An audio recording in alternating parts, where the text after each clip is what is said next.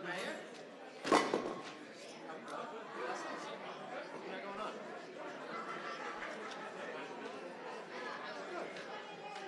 How's your weekend? Did you get away or no?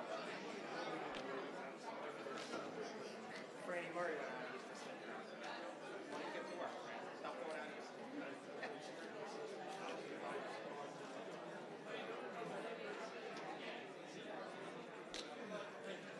It's all right.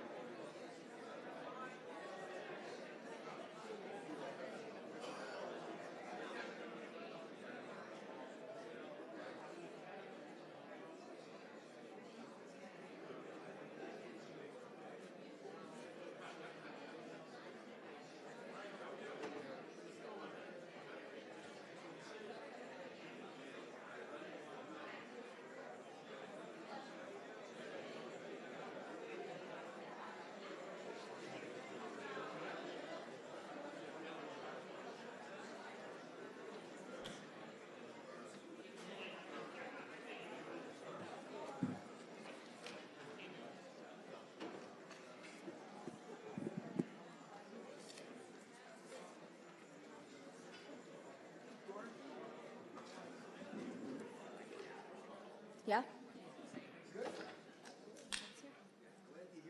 All right, good morning, everyone. Before we begin today's town board meeting, we would like to take a moment to pay tribute to Freeport Mayor Robert Kennedy. Mayor Kennedy has just been designated the president of the New York State Conference of Mayors. He has been a tireless advocate for our town and for the village of Freeport. He was the former president of the Nassau County Village Association. He was instrumental and joined me in the fight of being outspoken to help restore millions of dollars in state AIM funding to our town and villages across New York State. He has overseen a precipitous decline in crime thanks to his innovative Operation Safe Streets initiative, which has created a ring of steel around the village of Freeport. He is actively fighting for greater flood and storm protection around all of Nassau County by advocating for sea gates at Jones Inlet and at East Rockaway Inlet. Since taking office, he has crafted 6 consecutive budgets without a tax increase. You're an asset to our town, you're an asset to the village of Freeport, and we commend you on becoming the president of the New York Conference of Mayors. Let's give a big round of applause for Mayor Kennedy.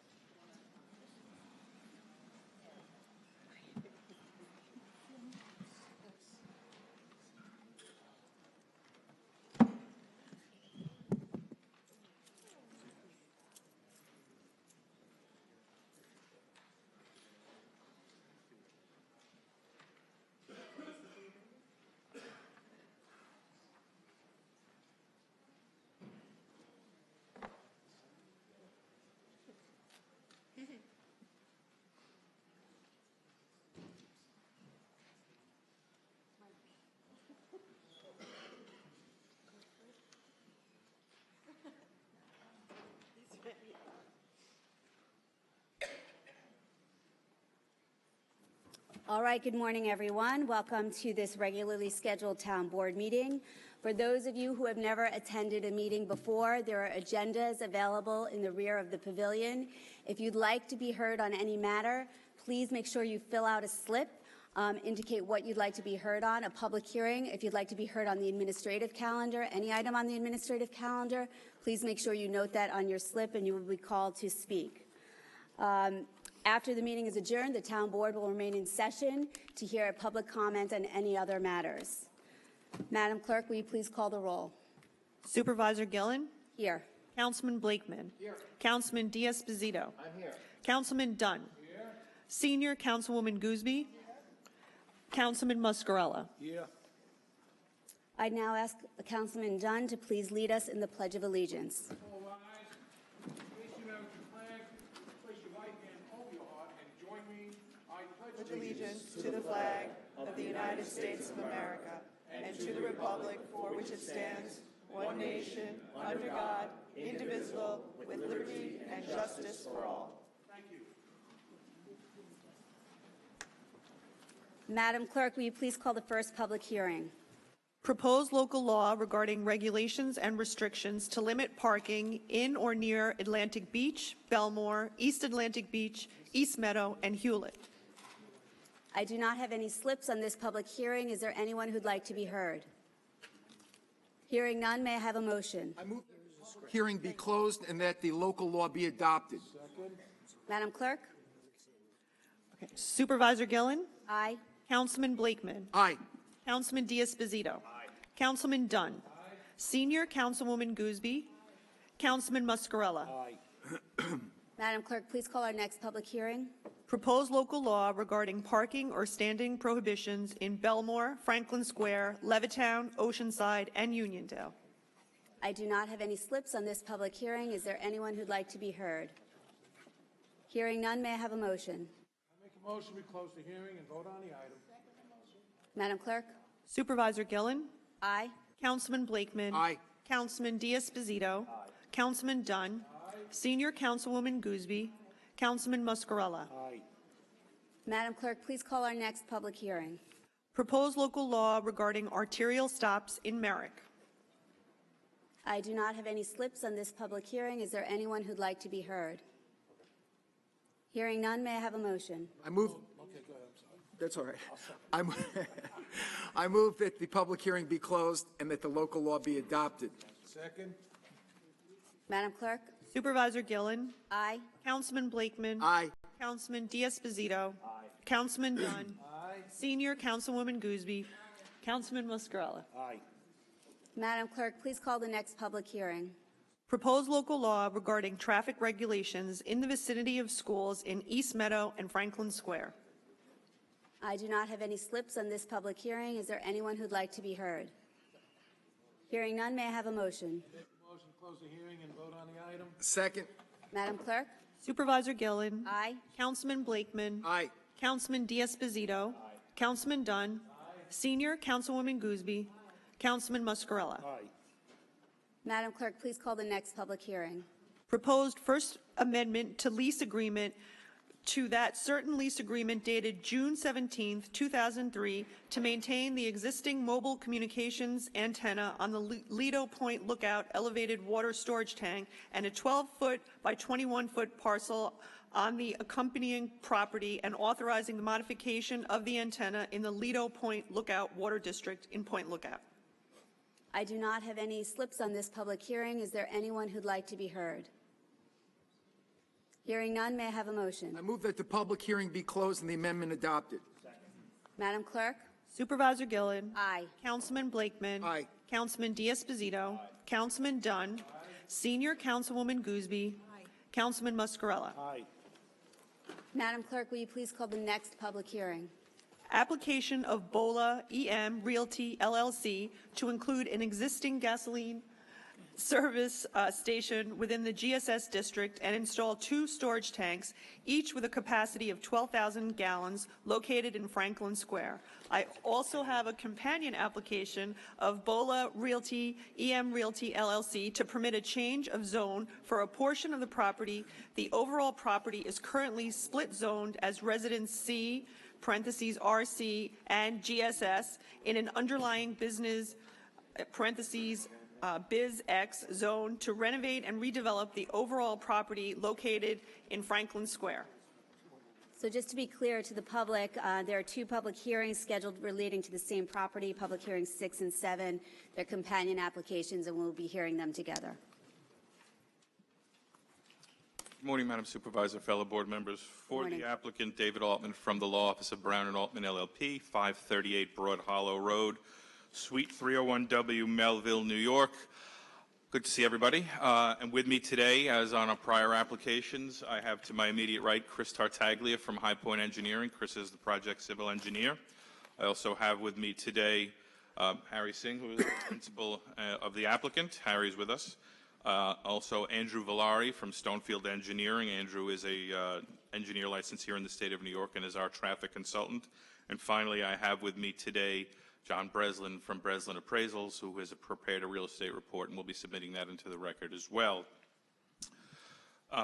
Just to run through the application briefly, the property, which is 1111 Hempstead Turnpike, Franklin Square, New York, It's also known by Nassau County Tax Map Number Section 35, Block 1, Lot 504. It is situated at the southwest corner of Hempstead Turnpike and Scherer Boulevard. As noted in the call of the hearing, the property, which is irregularly shaped, and if you look on the video screens to our both right and left, you'll note that the gas station is on the easterly portion of the site, fronting along Hempstead Turnpike and Scherer Boulevard. Then you'll see a large swath in green, sort of a thumb that sticks in and among the residential development to our south there, and that is undeveloped, and I'll just state for the record right now, it is the applicant's intention to leave it undeveloped. We will not be developing in any part of that sort of thumb, again, that sticks in to the residential zoning district. And if you, again, look at the video display screens, you'll see that everything is kept on the easterly part of the site, closer to, again, Hempstead Turnpike, within the area of disturbance of the existing development, for the most part. So for a Sure. minute on that. So what is the intention of the applicant with respect to that portion that juts into the residential zone? So, in connection with what we're doing here today, there's a small portion which we're going to use right now along that, we'll call it south lot line, I believe, which is still slightly partially zone residency. We're going to look to make a little use of that, and you'll see there's a planting buffer that we're proposing that runs along that entire lot line up till roughly the area of where the proposed convenience store is on the site. Other than that, we propose to leave it as is, and in discussions with the applicant, probably post completion of this process, Mr. Blakeman, the idea is possibly to split it off and talk to the residents potentially of acquiring a split of the property, because frankly there's no use as to the gas station proper itself. So that would, what is it being used for now? It's just vacant parcel? It is vacant.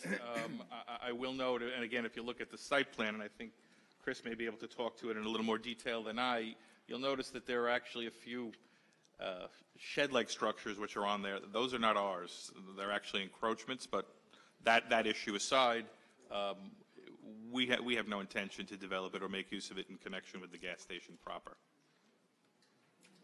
Okay. So that area would be landscape, it would be As is.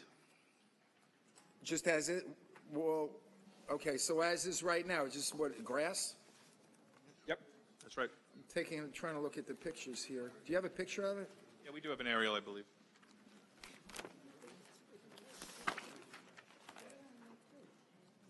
There you go, great.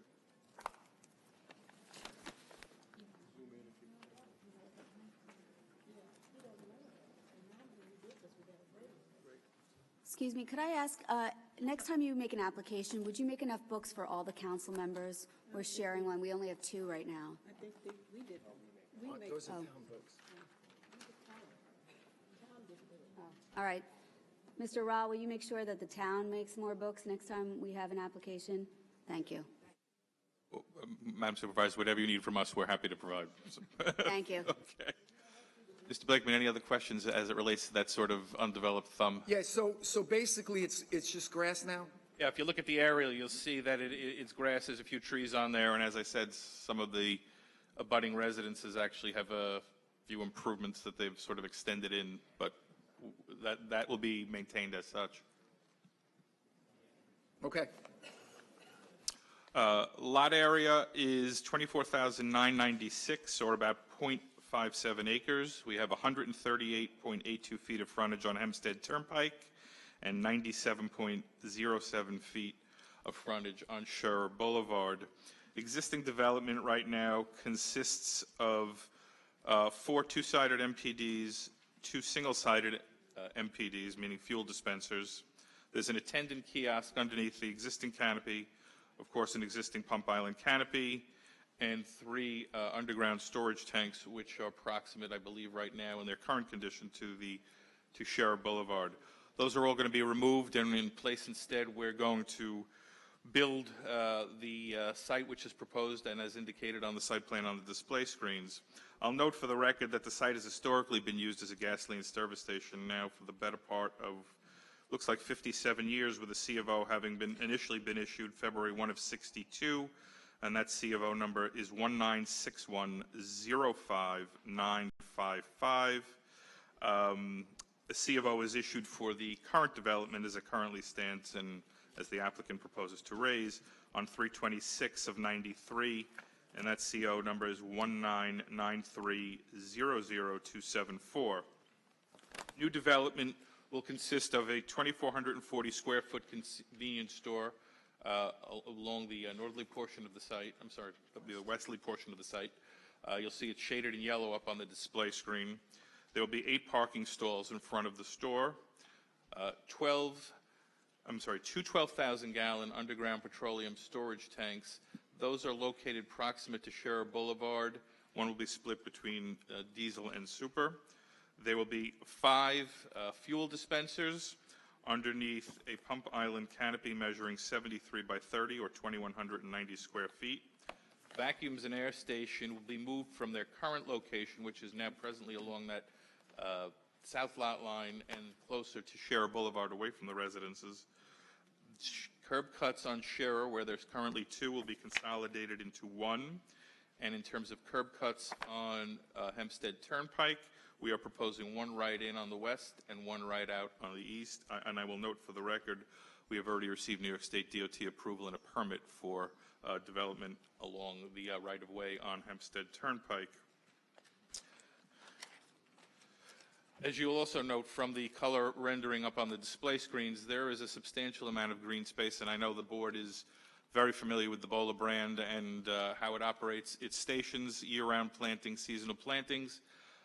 This site will receive the traditional Bola treatment in terms of those landscaping. We are proposing landscaping, of course, at the corner of Scherer and Hempstead Turnpike, then along the Hempstead Turnpike frontage. You can see additional landscaping at the westerly curb cut on Hempstead Turnpike or at the ingress point.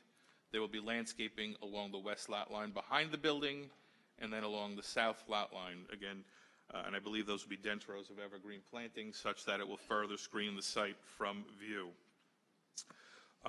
There are a number of waivers and variances here that were reflected in the October 16, 2017 continuation letter from the Town Building Department, as well as the sign permit denial from September 19th of 2017. I'll ask that those be incorporated into the record rather than go through them individually.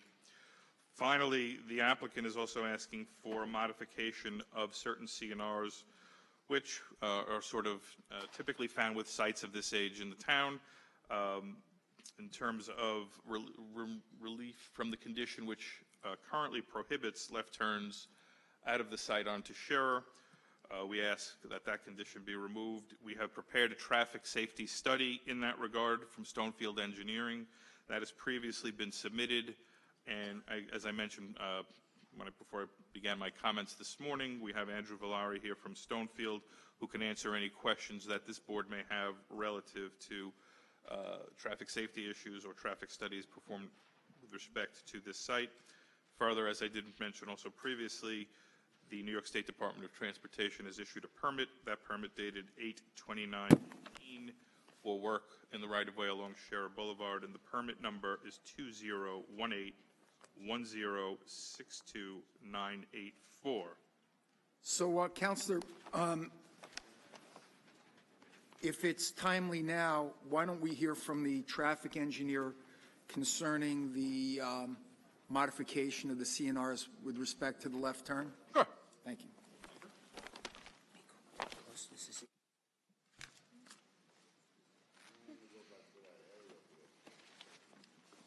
Good morning. Sorry? Clutch for a car accident? No, torn ACL. They never told me traffic engineering would be a contact sport. For the record, my name is Andrew Villari. It's V as in Victor, I-L-L-A-R-I. I'm a project manager at Stonefield Engineering and Design, located at 584 Broadway, Suite 310, New York, New York. My office has prepared a traffic impact study that's dated May 23rd, 2018. That's been submitted by the board, as Mr. Altman mentioned. I believe it is part of the record. I think it's already been submitted, Mr. Blakeman. So we looked at a number of things associated with that, with this application. Specifically to answer your question about lefts in and out on Schroeder Boulevard. What I want to note is that there's 2 driveways today on Schroeder Boulevard. The one that's furthest north is basically on the intersection. In the future, the driveways would be consolidated to provide one driveway that's centrally located along the site frontage. It would provide more spacing from the intersection, which is a good thing. As I mentioned, the driveways today, there's 2 of them. So you have a north and south driveway currently on Sheriff? Correct. Correct. And basically, you would eliminate one of them. That's right. Centrally located. Mm-hmm. One driveway. Approximate width? Approximate width, I can get that for you. I mean, a car each way? Yes, of course, it's two-way. Two-way, it'd be 33 feet in width, which is a standard for a driveway like this. Would that driveway be from the traffic control device on Sheriff and Hempstead? It's 30 feet about, 35 feet about. Is that typical for,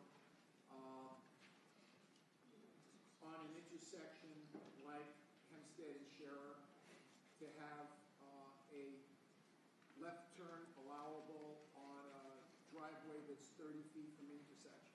I would say yes. There's a number of intersections throughout the town and throughout the county for commercial uses like this that are located at corner properties, at intersections with signalized control where there are driveways that allow full movement access.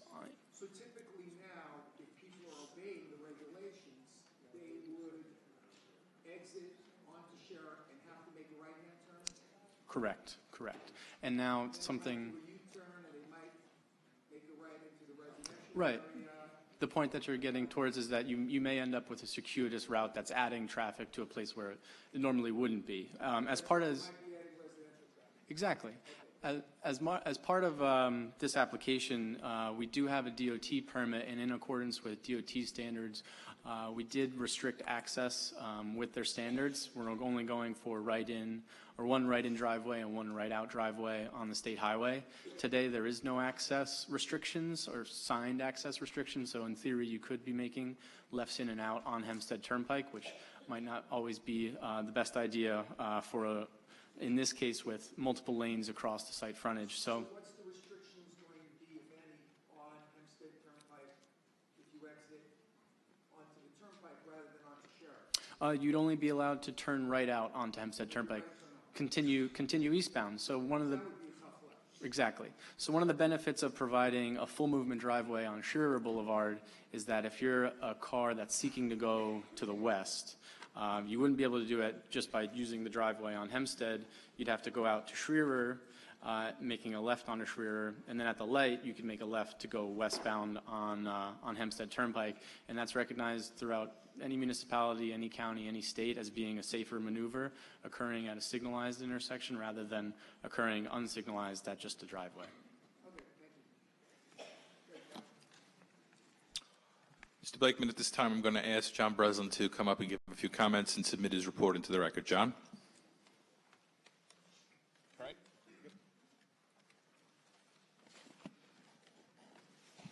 Good morning. John Breslin, Principal and President of Breslin Appraisal Company with offices at 44 Elm Street in Huntington. I was asked by the applicant to look at this proposal and give an opinion with respect to its impacts on real property values. When you first look at it, the idea of the rear property being rezoned to business, and when you look at the site, it appears daunting. However, when you understand that the applicant is not looking to develop the rear residential portion of the property, and it's willing to restrict it as such, then the idea of the redevelopment of this site is limited essentially to the area that's already the gas station. So the factors that influence real property values, and in particular this site, are already in place.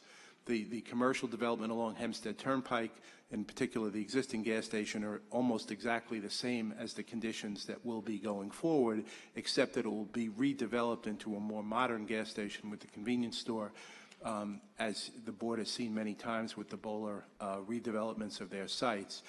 You also have the benefit of the upgraded lighting, landscaping, and things, which is somewhat helpful to the residences that are surrounding the property. Feet is the residential portion,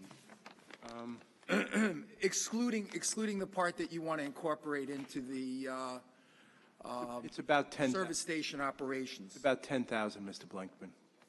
Okay, so it's a buildable lot. Except I don't believe it has access. You have an access issue, but otherwise it would be a buildable lot. Correct. So if you look at it, you can see that there's been intrusions onto that property by some residential neighbors on both sides of that land with various different encroachments, and the applicant has no intention of, I think, doing anything about that. However, other than not developing it and using it in conjunction with the request to rezone it, so with those mitigating measures of not using that portion of the property, it's my opinion that this redevelopment will not have an adverse impact on real property values or the character of the community.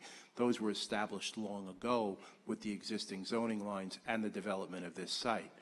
So Counselor, I just want to make sure that I have it correct. So basically, and correct me if I'm wrong, did you state that you were in negotiations with the surrounding residents to let them use more of the property or just maintain what they currently have? We haven't undertaken any negotiations yet. What I've mentioned, Mr. Blakeman, is that I've discussed with Mr. Singh prior to being here today the potential for post-completion of this aspect of the application to potentially subdivide this or split that thumb off, and then possibly, if the residents have an interest, maybe deeding out so they now have ownership of property there. You would be looking to sell it to the Potentially, that's a potential consideration, yes. Have you involved any of the residents at all in any of this, development? Have you spoken to any of them around this area? Have they been involved? I personally have not, Ms. Goodley, no. No one?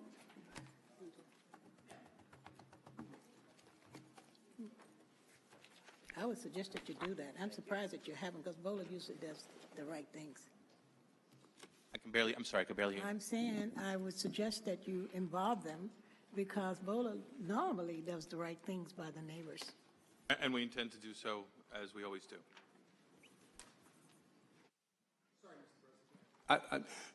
Essentially, the conclusion here is the redevelopment has a slight further intrusion going back, which is only a few feet. Otherwise, it's essentially the same as exists today. So by virtue of that redevelopment, it's not going to really change anything except for redeveloping into the more modern facility. So by that type of redevelopment is not going to have any adverse impact on real property values, and particularly the residential community.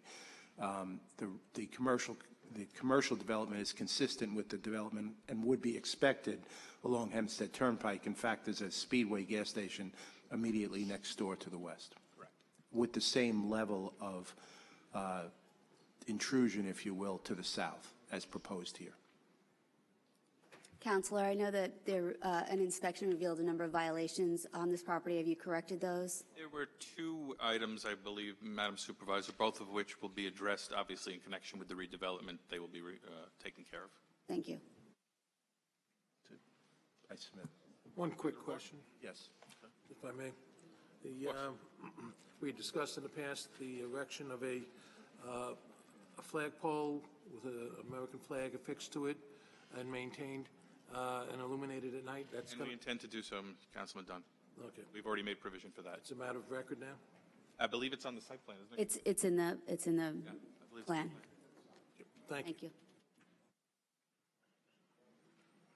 That concludes our comments at the moment. Thank you, gentlemen. Thank you very much. On this item, I have a slip from S. Vagnini.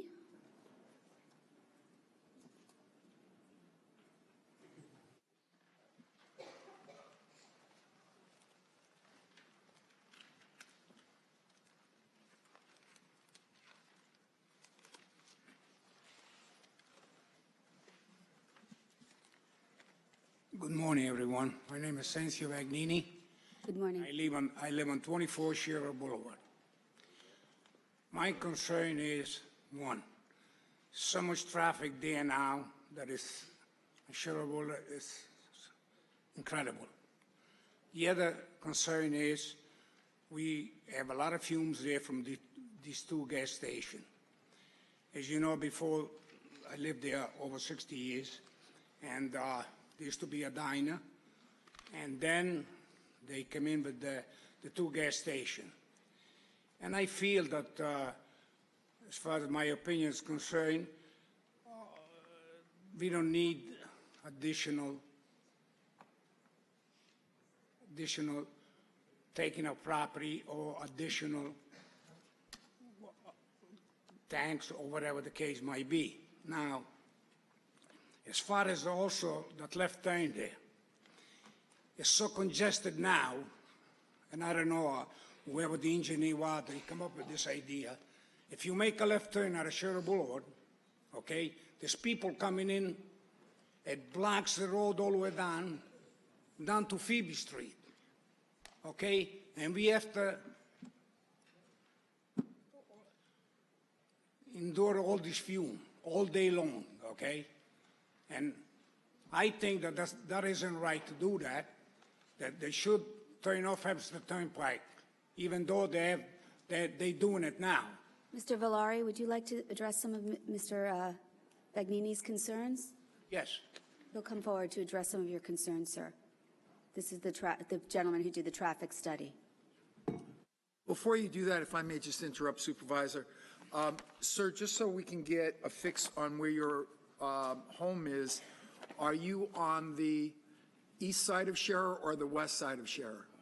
On our west side. Does your property abut that property in the back? It's almost at the end. So you're further south? Yes. Okay, thank you, sir. Absolutely. So thank you. Again, for the record, Andrew Valeri from Stonefield.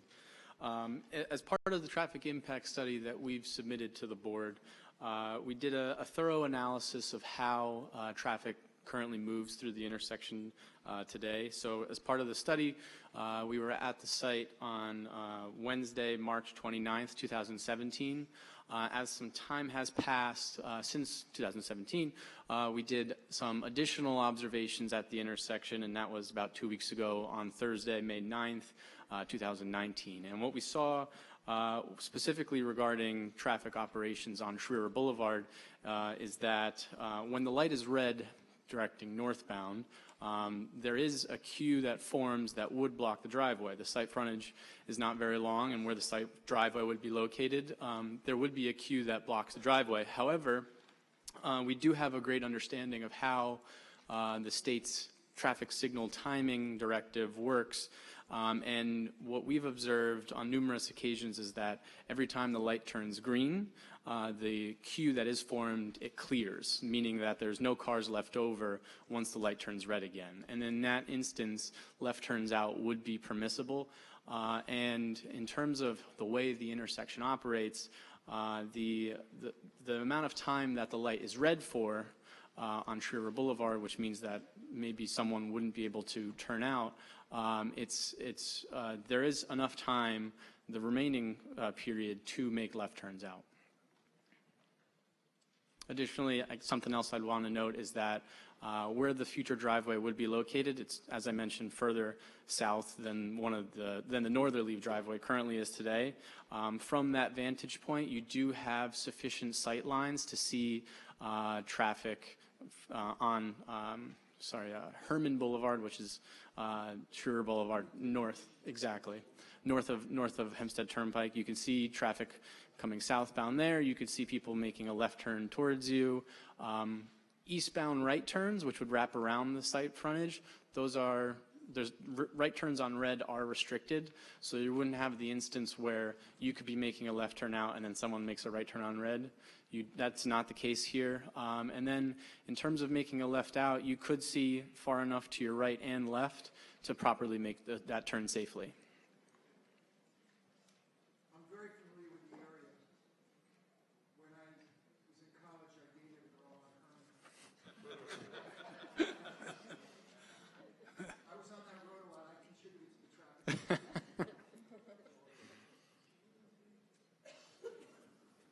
Counselor, is there anyone who could address the issue of the concern about fumes?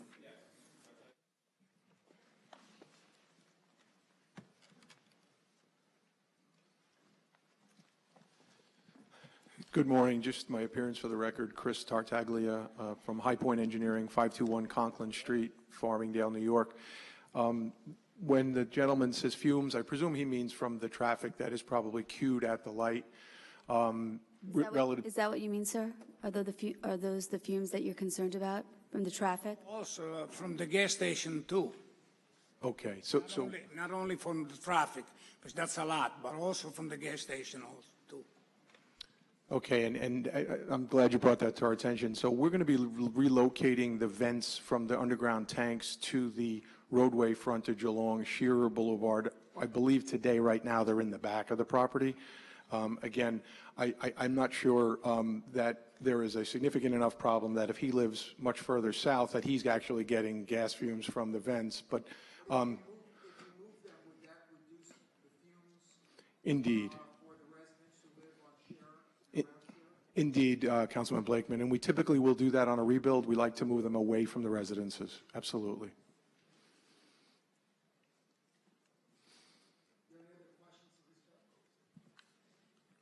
Not really. I think I said it all. As far as the fume, and as far as the left turn, and I think the left turn to me is very important. They're going to cause a lot of more traffic and congestion there. There's no question about it. If you come there in the morning, okay, and you come there at night around 5:30, then they'll see what's happening there. I mean, it goes past my house. Okay. Thank you. Thank you. Thank you, sir. Next, we have Brian Rivera.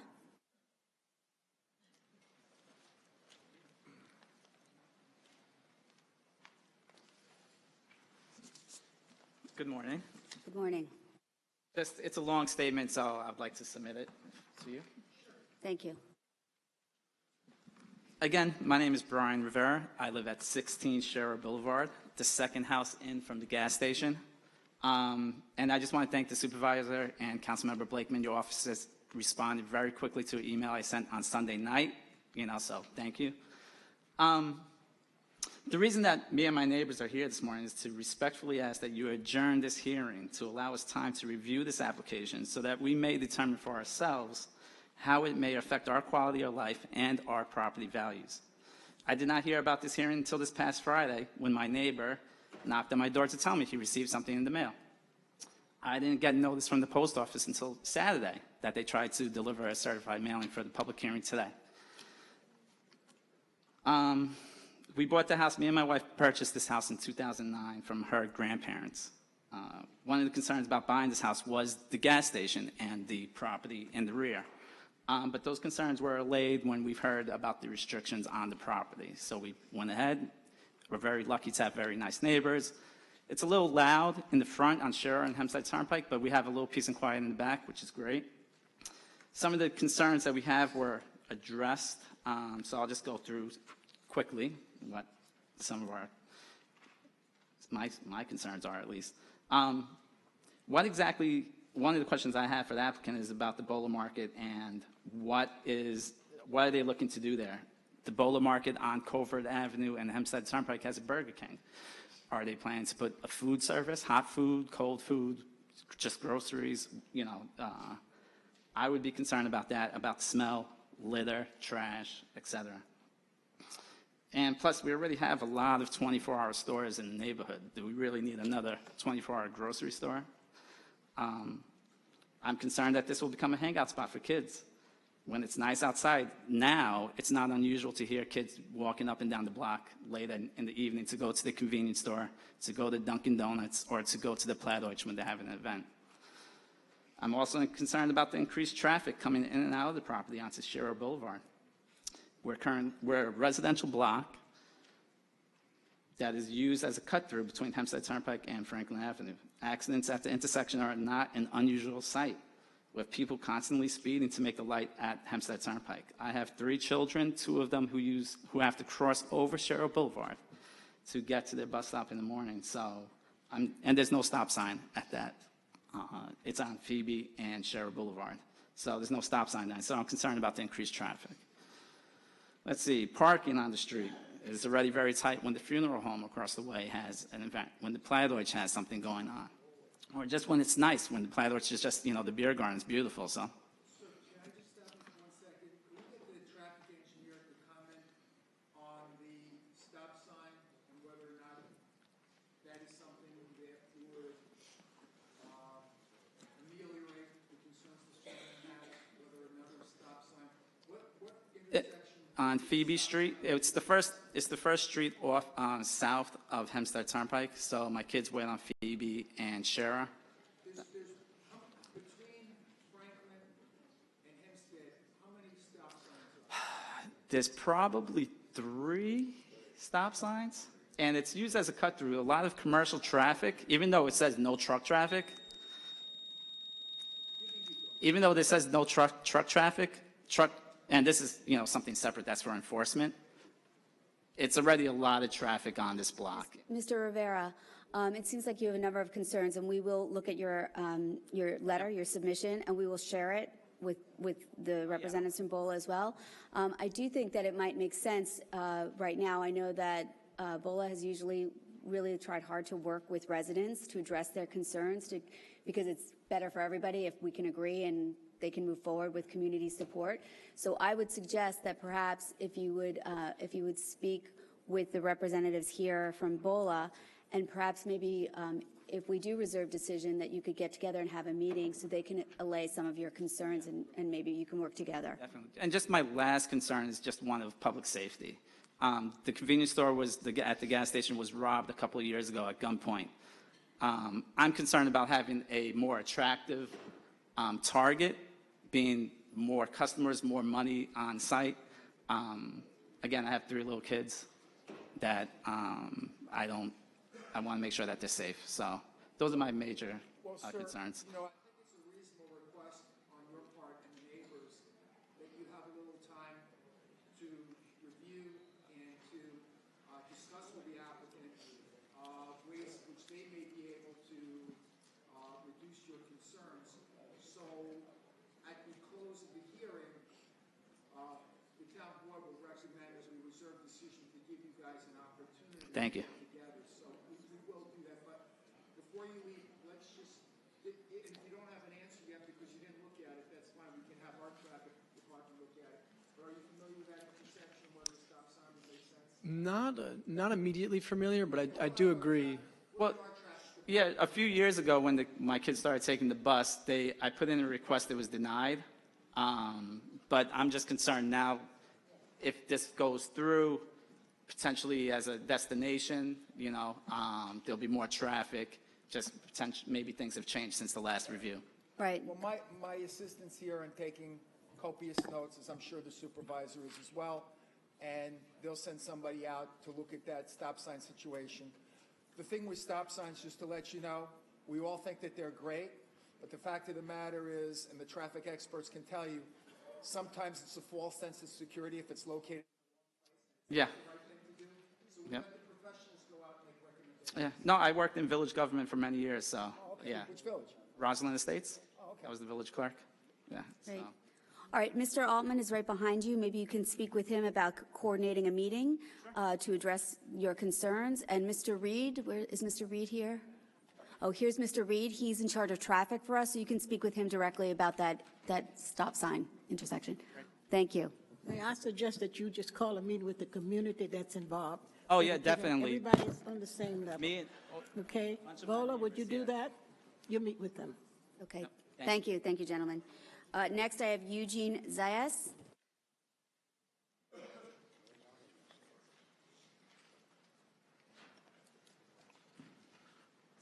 Good morning. My name is Eugene Zayas. I live in 20 Scherer Boulevard. And behind my yard, they have the property right behind my yard, the gas station. And I'm concerned the same thing as Brian. I got 2 little girls one of them's going to start school next year. And,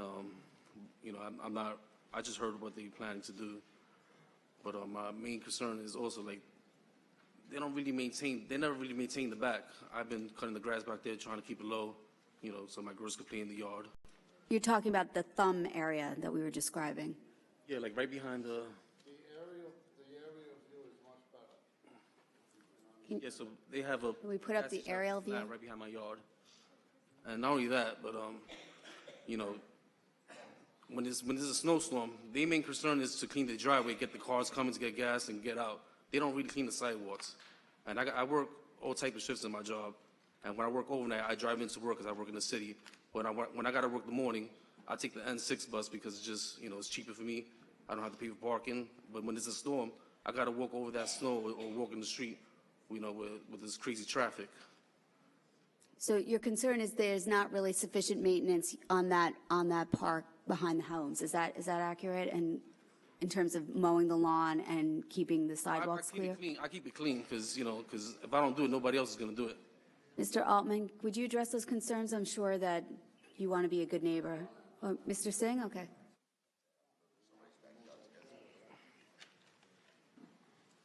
Harry Singh, President, Board of Oil Corp., 809 on Stewart Avenue, Garden City, New York. The reason that we are not able to maintain the property behind the house is because we don't have access to. They're the one occupying the sheds and the backs. There's nowhere for us to even go and mow, cut the grass or anything like that. They've been using the property. Obviously, they're maintaining it. If there was an access, we were the one occupying the property. Of course, we have landscaping crew come a weekly basis to clean up our property, and we would have added that. At this moment, you know, because the application's here, you know, we're sitting there, we're owning a piece of property that's being used by neighbor for years. You know, like we're trying to be applied to them to trying to figure out the way, instead of taking the ownership back for the property and refencing the property and acquire the property back to us. We are more willing to work with them actually to figure out the way they can actually legally use the property. I mean, Yeah, excuse me, Mr. Singh. So, Mr. Singh, your organization is willing to sit down with them to talk about that back lot and whether it's giving them easements or deeding it to them, or if they don't want it, you would be willing to enter into covenant restrictions that you would maintain it to a certain high level? Absolutely. As long as we get access to the property, we have no issue whatsoever maintaining it. So this sounds like something that if you have that community meeting that you should speak with the residents. We'll definitely be willing to sit down. We'll arrange the date. We'll hear everyone's concerns. We'll try to come up with the most reasonable solution that we can come up with, and which we always do. Okay. So are you willing to sit down with the owner and his attorneys to talk about how you can either acquire title to that property or give them access to maintain the property? I mean, they should maintain the whole gas station. Like I said, you know, when snow removal comes, they just worry about getting the cars in and out. Okay, let me address that. We have a total fleet of 25 trucks. We do snow cleaning on it. I am not aware of any issue on this side that they're not cleaning and including the sidewalk so the people can walk. This is the first time I come to know, and we'll definitely take that under advisement to have our head of the maintenance department and pay close attention that that's not the case in the future. I'm not aware of it. It's the first time I am hearing it here. Okay, so they're willing to work that out and make sure that that's cleaned up if the application's correct. Whether it's granted or not. We will clean it anyways, regardless of the application. Okay. Thank you. Thank you. Thank you, sir. Next, we have John Celentano.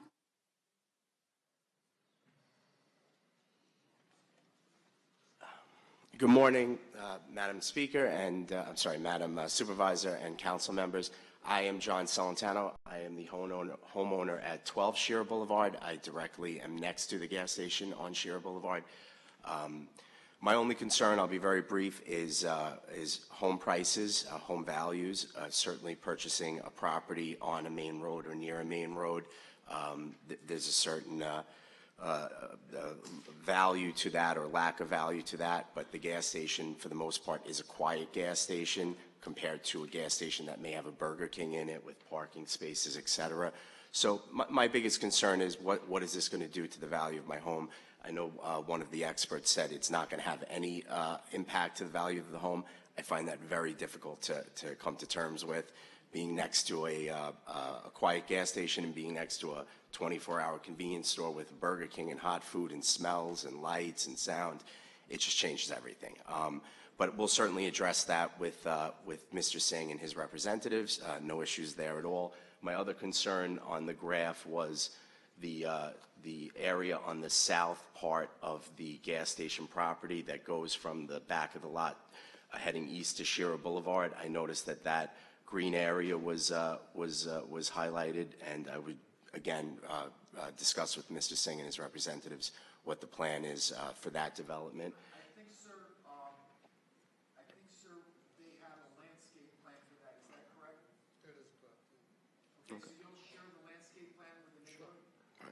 And as far as the existing arrangement with overall maintenance, I've maintained my area. My neighbors have maintained their area of the irregular lot, and I don't think we have any issues continuing doing that. Certainly, that's not an issue at all, and I just wanted to bring that to Mr. Singh's attention also. And that's it. Thank you so much. Andrew Valari. Ruben Camacho.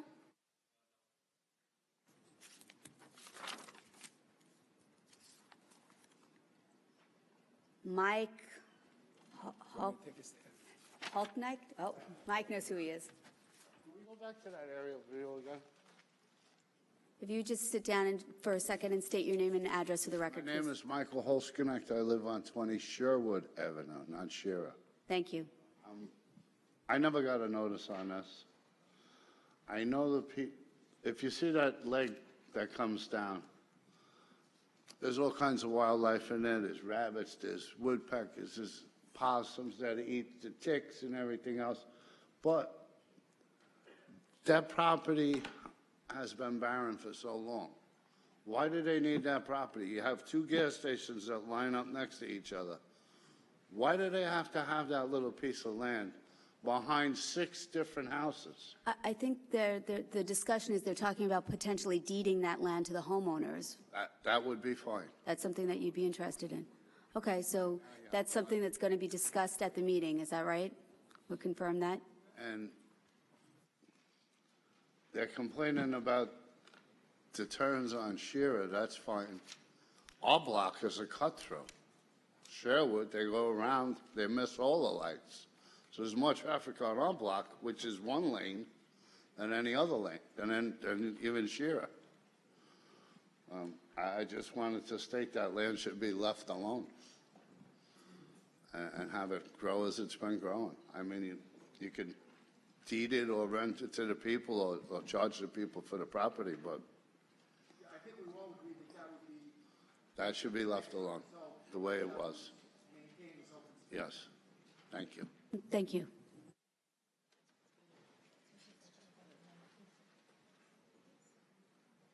Anthony Gallo, Jr.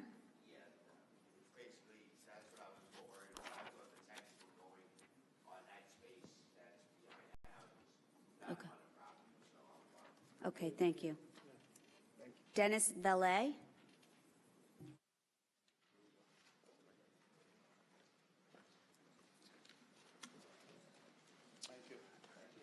Good morning, Dennis Valet from Liebet Law PC on behalf of the Muscarella Trust, 308 West Main Street, Suite 100, Smithtown, New York.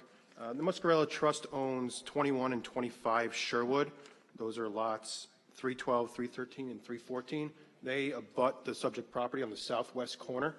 The main concern for my client is that the proposed plan seems to increase the existing footpad and the existing footprint of the current property. Right now, the property is bounded by a white fence on the south side and west side, and the existing plans seem to expand that footprint. How much does it expand by, sir? We don't know because I haven't seen the plans until this morning. Someone come up and answer that question? Yes, so actually, the aerial is pretty good. The area there where the trash enclosure is, that would be the southwest corner. That area is now going to be green space. So in fact, there's less intrusion or less intensity. We're actually adding green space to that. And we can review this afterward with the layout, but the building is moving to the westerly lot line, and there's an area between the building and the green space that's there now that's actually being enhanced. So in that area, there's more planting, less pavement. So my client needs to have at this meeting, and we're going to hold a discussion, because if there is going to be an expansion of the existing footprint, she has a claim for adverse possession. This space has been used openly for 40 years by all the neighbors, and so any expansion of the existing footprint is going to be met by resistance from my client, as she'd be losing any property that she's currently losing right now. But we can review the plans, compare surveys, and I ask that you hold the decision in abeyance until this meeting's concluded. That way my client can properly understand exactly what she stands to lose in this proposal. And, sir, so exchange cards with their attorney and discuss it with them. I'm sure that an amicable resolution is much cheaper than litigation on this. It doesn't sound to me like it's a big parcel of land that you guys would be arguing over. Yes, Councilman, I agree. We just want to make sure that her rights are protected, and so we're looking forward to that meeting. It's duly noted, sir, but I think you should get his card and you guys should talk. Thank you.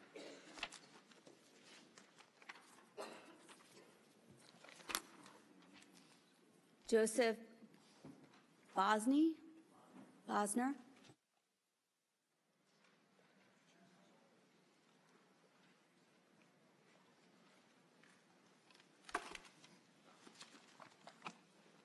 Hello, my name is Joseph Boswell. I'm a resident of Sherwood Avenue, 29 Sherwood Avenue, and Could you just move the mic a little closer to you?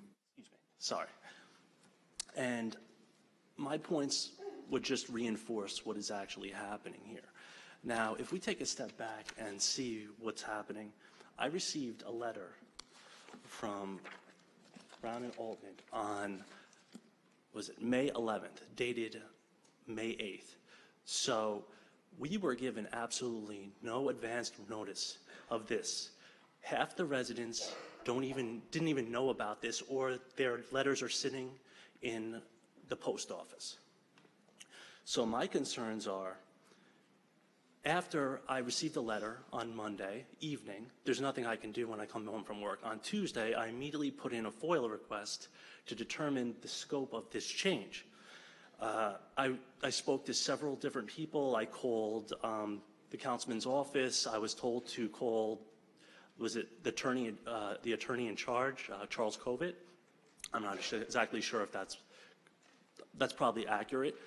And I was told to directly reach out to Brown and Altman and ask them if they could provide information in regards to this issue. I spoke to a Jackie, and I was informed that they would get right back to me. They did not.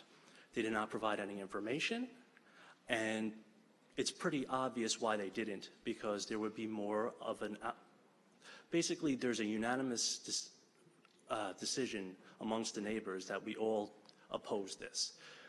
They say it won't affect property values. That's interesting. Look at the layout of which they're going to put that building. It's directly in between the two blocks. You're going to have a substantial amount of foot traffic, and it's going to even more adversely affect Scherer. The first few houses, it's going to be like being in a stadium all day. There is absolutely no way, just the eye test alone, no one wants to live in a house that has a massive amount of customers coming in 24 hours a day. Their property values will decline. The area will decline. In addition to that, why they have a substantial piece of property that's already zoned commercial. Why can't they utilize their existing commercial property? They have to take a small piece of residential property and convert it to commercial. If you saw the designs, what is the purpose of that? Couldn't they fit, or couldn't they design their proposal around the constraints of the existing zoning? That zoning protects the neighborhood. If you open up this Pandora's box, who knows what's going to happen? And one question, is that whole area behind the houses, are they attempting to rezone that whole area to commercial? No, sir. So you raised some very good. So I think it's important that you also attend that meeting, because it seems to me that if there's 10,000 square feet back there that's currently residential and it's going to be maintained as residential, but you want to control what happens to that in the future, that the residents come to maybe some agreement as to what that'll be, which will make our decision-making much easier if it comes to an amicable resolution as to what is going to happen in that residential area. But they are not, as part of this application, trying to rezone that area. But your concern about what may happen in the future is a very valid concern, and it's one that we obviously would take into consideration. That's number one. Number two is, do you recall who you talked to my office? Stephen? Stephen? Okay. On Friday, hold on, I have the record of this. Okay, I will direct my office from now on that they should do whatever they can to get you the plan ahead of time. I apologize for that. This let's just say that my wife is pregnant, and this caused a very amount of stress. We just, we moved into the area several years back. It's a nice residential area, and then we're already dealing with the traffic from the TOH, which they already encroach on across Hempstead Turnpike, and then we also are, there's been also issues. There's other issues as well. There's been rat issues. There's things that haven't been addressed here. This is a big change. You're positioning a building in between the blocks, and they're saying that it's not going to impact property values. If anybody of you were sitting in one of these houses, how would you vote? Well, sir, let me tell you what goes into our thought process. We have to take all this information in and then figure out what's best. And what's best is not always perfect for anybody. But what's best is if you and the other neighbors get together and take an active part in what their proposal will eventually be. Because right now, it's just a proposal. And you will have input with them on how we go forward with this particular proposal. But the reality is one of the things that Senior Councilwoman Gooseby said is absolutely true. Of all the operators that we get, this one works with the community the best and produces the most beautiful operations as far as increasing the aesthetics, responding to issues.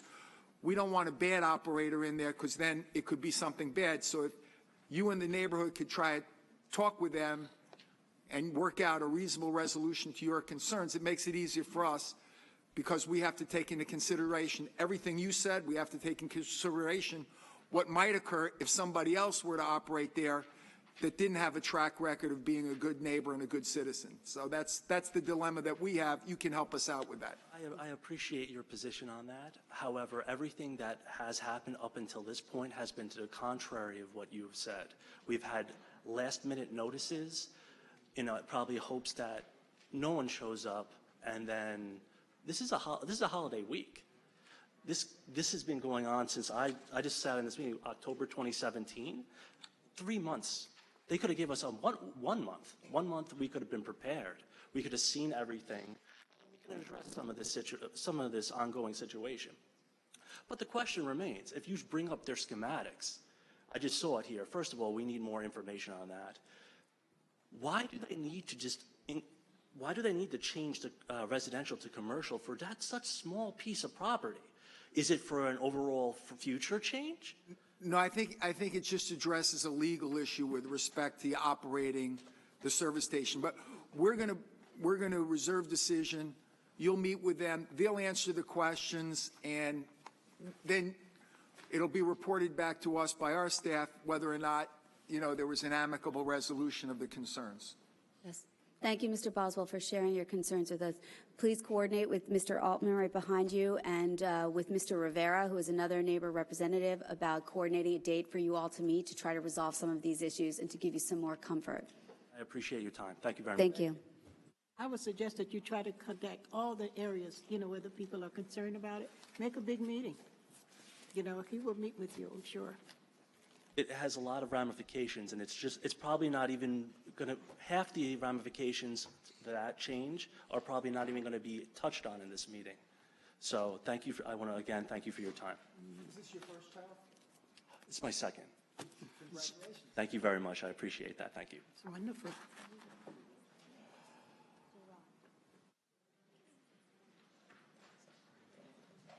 I do not have any other slips on this public hearing. Is there anybody else who would like to be heard?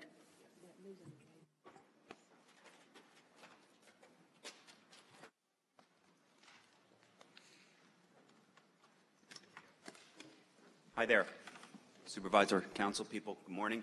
Michael Torrey. This is not the original thing that I wanted to speak on, but just very quickly, what the community is coming here and doing in front of you, I applaud your effort. You show up when things are important to you, that's what you do. Very quickly, the person who came up here and asked about a muscarella and was representing one, Mr. Muscarella, welcome to the town board. Do you have any fiduciary or financial connection to this individual or family? No. Fantastic. That was my only question. Thank you, sir. I'll speak to you guys soon. Is there anybody else who'd like to be heard on this public hearing? Hearing none, may I have a motion? Yes, Supervisor. I move that the public hearing be closed and that the town board reserve decision. Madam Clerk? Supervisor Gillen. Aye. Councilman Blakeman. Aye. Councilman Diaz-Pasito. Councilman Dunn. Aye. Senior Councilwoman Gooseby. Aye. Councilman Muscarella. Aye. Madam Clerk, please call our next public hearing. Application of Aizaha and Ula Moultrie for rezoning from Residence B and Business District to the Urban Residence C District located in Inwood.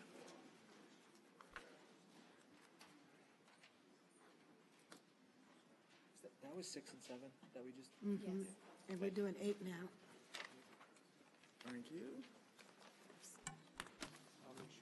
No, I got to switch gears.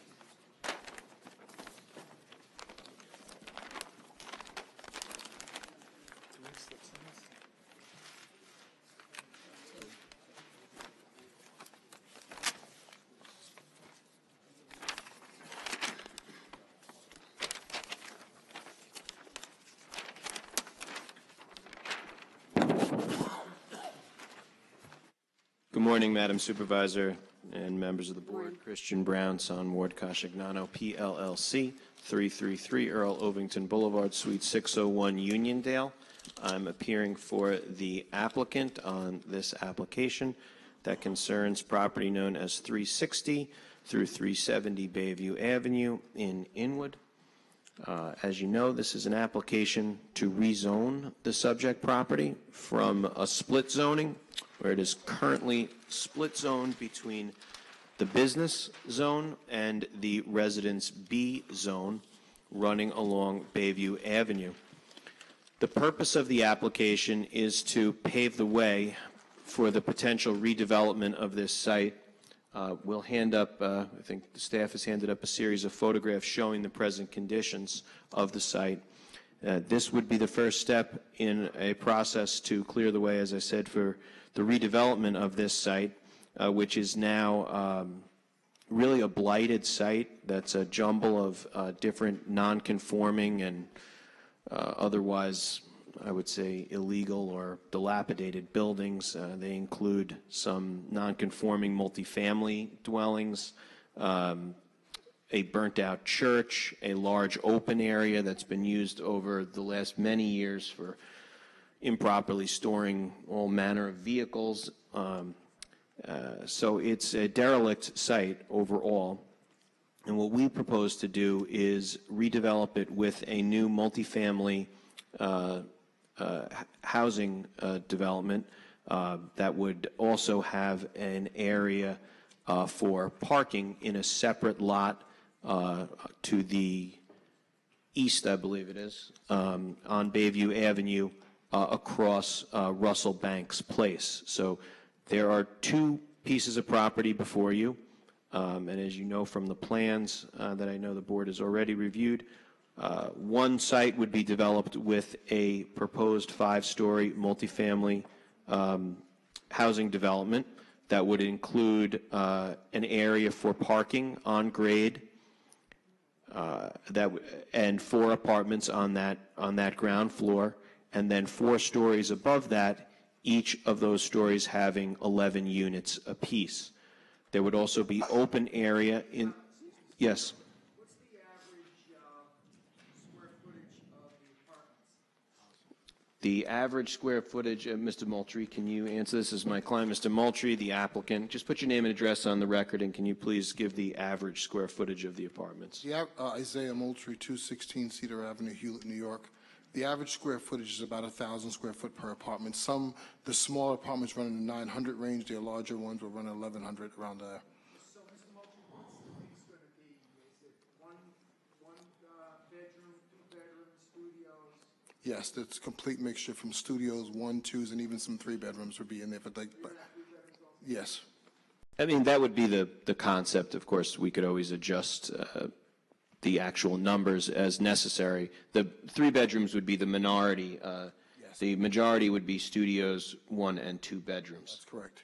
So, Councilor, Yes.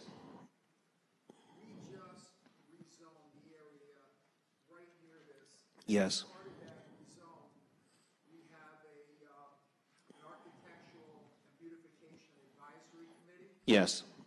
Would you voluntarily submit your architectural plans to the committee for review? Yes, we would. I think that would be, it's an excellent mechanism. I was going to propose a series of general conditions that could either be incorporated by this board or by the zoning board, because we would need a series of variances to build this as well if this board were to rezone it, which would address the use issue only, the use as a multifamily. But I think that a very appropriate mechanism would be to use the new board that will review applications in the new zone. Because I think there's a little work that you can do on your landscaping plan. Yes, we were prepared to offer to the board that before any final approval is given, either here at zoning, at a building permit stage, that we would provide a landscaping, lighting, and streetscape plan to the board, as well as an architectural review process. We have renderings, they're in your packet, and I saw it. yeah. Nice, but we have this architectural committee, so it's a couple of blocks away where we rezone, so it might be just better to let them work with you guys and just let them make their recommendations to the board, because they've been given an assignment for the whole area. This is part of the whole Yes. area. And although this falls outside of the zone, it is part of the overall plan for the neighborhood. Yes, and we would agree to that, and I think that's actually an excellent suggestion, because I know that those types of site plan concerns are quite relevant to this board and the town, the other boards that have jurisdiction in the town. So that would be a very good way to proceed. I would note that this is sort of in keeping with the new zone. Obviously, this application began before the new zone was under consideration and been adopted.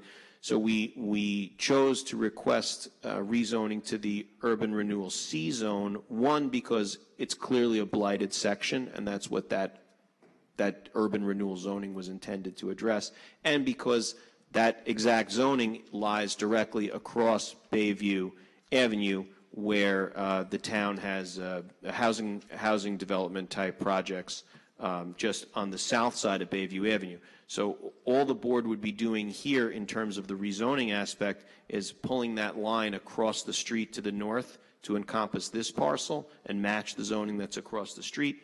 That would clear the way to allow for this type of development as a use, because as you know, in the residence B or business zone, you can't have by right these types of developments.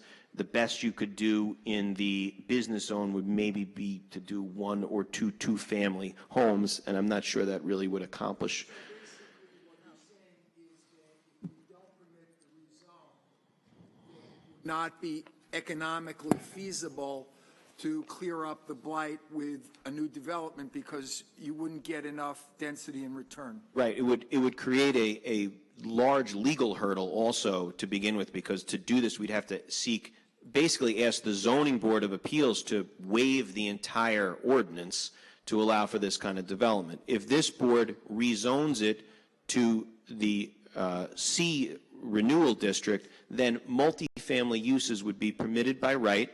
We would have to seek variances for height and density, and we would go through the site plan architectural review process that you outlined, Councilman. But it also would note that the application does meet the parking requirement that would apply to this development. So we have a 31-car parking lot that we're proposing on that easterly portion, and then under the building itself would be an additional 15 parking spaces. So we would not need relief for parking, which I know is always a major concern. How many per unit? I believe it's 2 per unit, correct? Two per unit? Yes. If we could help you out a little bit on the parking, would you do more landscaping and greenery? Of course, we would work with the board. However, the town board and the zoning board I can't want us imagine a situation where a studio apartment's going to need 2 spaces, but that's we'll talk about that later. I agree with you. The codes, all the codes still, I think, are a bit over the top on the parking requirements. But we are willing to work with you in any way. As I said, the purpose of this application is simply to pull that line across the street so that this type of development can move forward on a use basis. We would still then go through review at the zoning board and at the architectural review board. So we'd be willing to work with you on fashioning any of those types of conditions if the board sees fit to grant the application, and then we could move to the next step in the process. You have 5 stories in this building? Yes. 5 stories, so how many total apartments are there? Total? It's 48. 48? Yes. So how many 3-bedrooms? As it stands now, I believe there are three bedrooms per floor, so that makes a total of 12. Yeah, I believe it's not on the first floor. So the second, third, fourth, and fifth story have 3-bedroom apartments. So that would make a total of 12 3-bedroom apartments. And I assume you have an elevator. Yes, there's an elevator bank. An elevator or 2? There's 2. I think the elevator bank incorporates 2 elevators into the south side of the building. 2 elevators in a single bank. The entrance to the building would be on the side on Russell Banks Place. There would be landscaping, new streetscapes on the Bayview Avenue side. Every apartment would have a terrace. There's an open space on the rear for recreation that runs into what is now partly in the business and partly in the Residence B zone. And there would be landscaping along both the parking area and the Russell Banks Place area, where again would be you would have your entrance there for the residents, and there would also be a curb cut there to allow for people to pull into the parking spaces that are underneath the building on grade. There's no, we're not digging down for a garage or anything of that nature. So you would enter the parking lot on the east side on Bayview Avenue, and you would enter the parking lot under the building itself on Russell Banks Place. Mr. Brown? Yes. I'm sorry, will you finish, Councilwoman? Yes, I'd just like to know, I saw a photograph in here of a soldier. Oh, yes. I just mentioned that that's Mr. Moultrie's father, who is a longtime resident of Inwood. Mr. Moultrie grew up in Inwood. Reverend Moultrie raised his family there. They've owned property throughout the Inwood area for many, many years. So it's nice to know, I think, that these are local people who are really, yes, they're looking to develop, but they're looking to develop in a way that also is good for their hometown, their home community.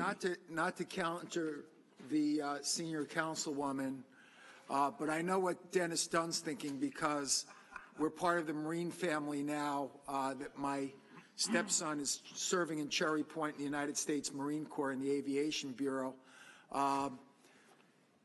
It's not a soldier; it's a Marine. Correct? In fact, is that right, Dennis? Right here. Okay. Absolutely. Here he is. United States Marine Corps, graduated boot camp 1953. Man, here's his picture in the thing. Really, thank you for your service. There's no such thing as a former Marine. Once a Marine, always a Marine. Am I right, Reverend? Always a Marine. I certainly thank you for being able to be out here.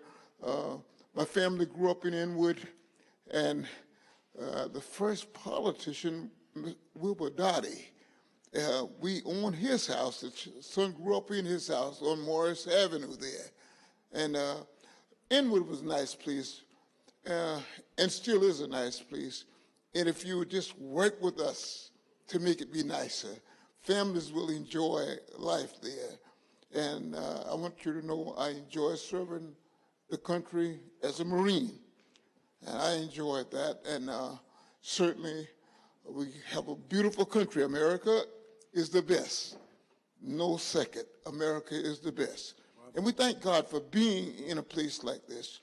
I want to say to you, thank for this opportunity. And I'd like for my wife to come up too. 63 years I've been murdered. 63 years. 63 years.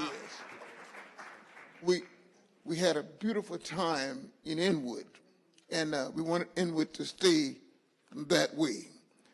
Certainly, we have another young lady that grew up, lawyer Tasha, and asked her to come up. Come up. They played together and grew up together. Very fine. And I thank you so much, Mr. Pete DeCipio. I think Nick is his son. Uncle Pete. Such a beautiful people. When we needed them, they were right there. Inwood had a culture, black and white, Italian, beautiful, and we certainly thank God for being in such a place like that. Well, Reverend, I just want to say that thank you very much. That's one of the things that makes Inwood so special, is that it's multicultural, it's diverse. People get along, they support each other, and they care about each other.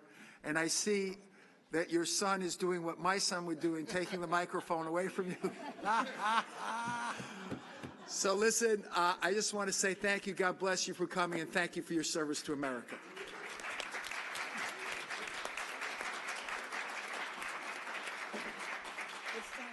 I'm very... is that your application? It is. I think you understand what we're trying to do Let me end here. it by saying this. Historically, the Reverend, he stated that he envisioned Inwood as a place to help fellow veterans, as well as providing quality housing for the community. So not just veterans, but for the whole community, but particularly veterans. And I love that part. And the needed housing for the veterans in the Inwood area. Now, people coming home from the war that we have over in Asia is just plentiful. And there's a lot of people coming home, and they need housing. And veterans, as we hear time and time again, do we not, that we have to provide housing for veterans. And this is one opportunity we have to help do that, veterans and the community, not just for veterans, but the community needs the help too. But you particularly indicate veterans, and I want to applaud you for that. And again, thank you for your service, Reverend. God bless you. Thank you, Councilman. And I would like to say one thing. I know that there are people here who always say that some people are not included. The NABWIC, you know what that is? The National Association of Black Women in Construction Incorporated. The letter is in here.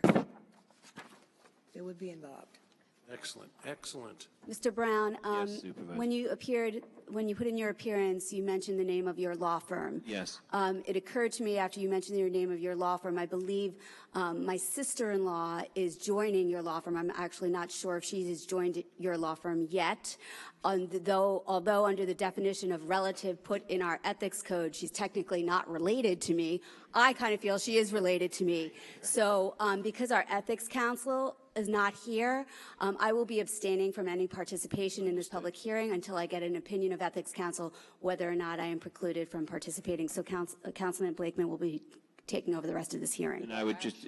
Actually, although it is my district, I am going to cede to the senior councilwoman to preside, so I'll just pass it over to her, because I don't want to incur the wrath of the senior councilwoman.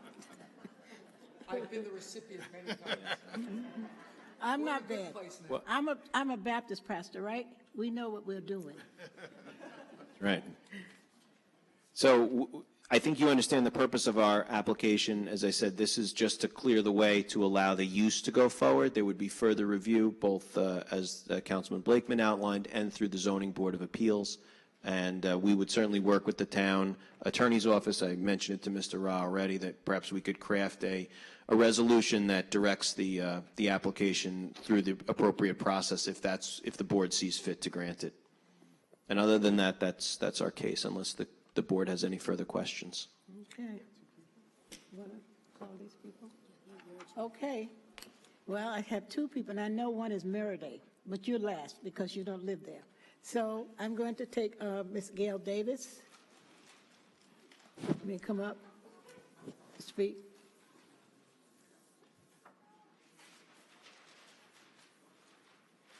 Hi, good afternoon, Madam President and all board members assembled. My name is Gail Davis, and I reside at 17 Russell Place there in Inwood. Russell Place is a dead-end street where currently there are 4 homes on that block. Right now, I am the longest standing homeowner there. I've been residing there over 40 years, so I've seen a lot of different neighbors come and go. Right now, there's 2 homes on the block that are renters, and the other 2 are homeowners.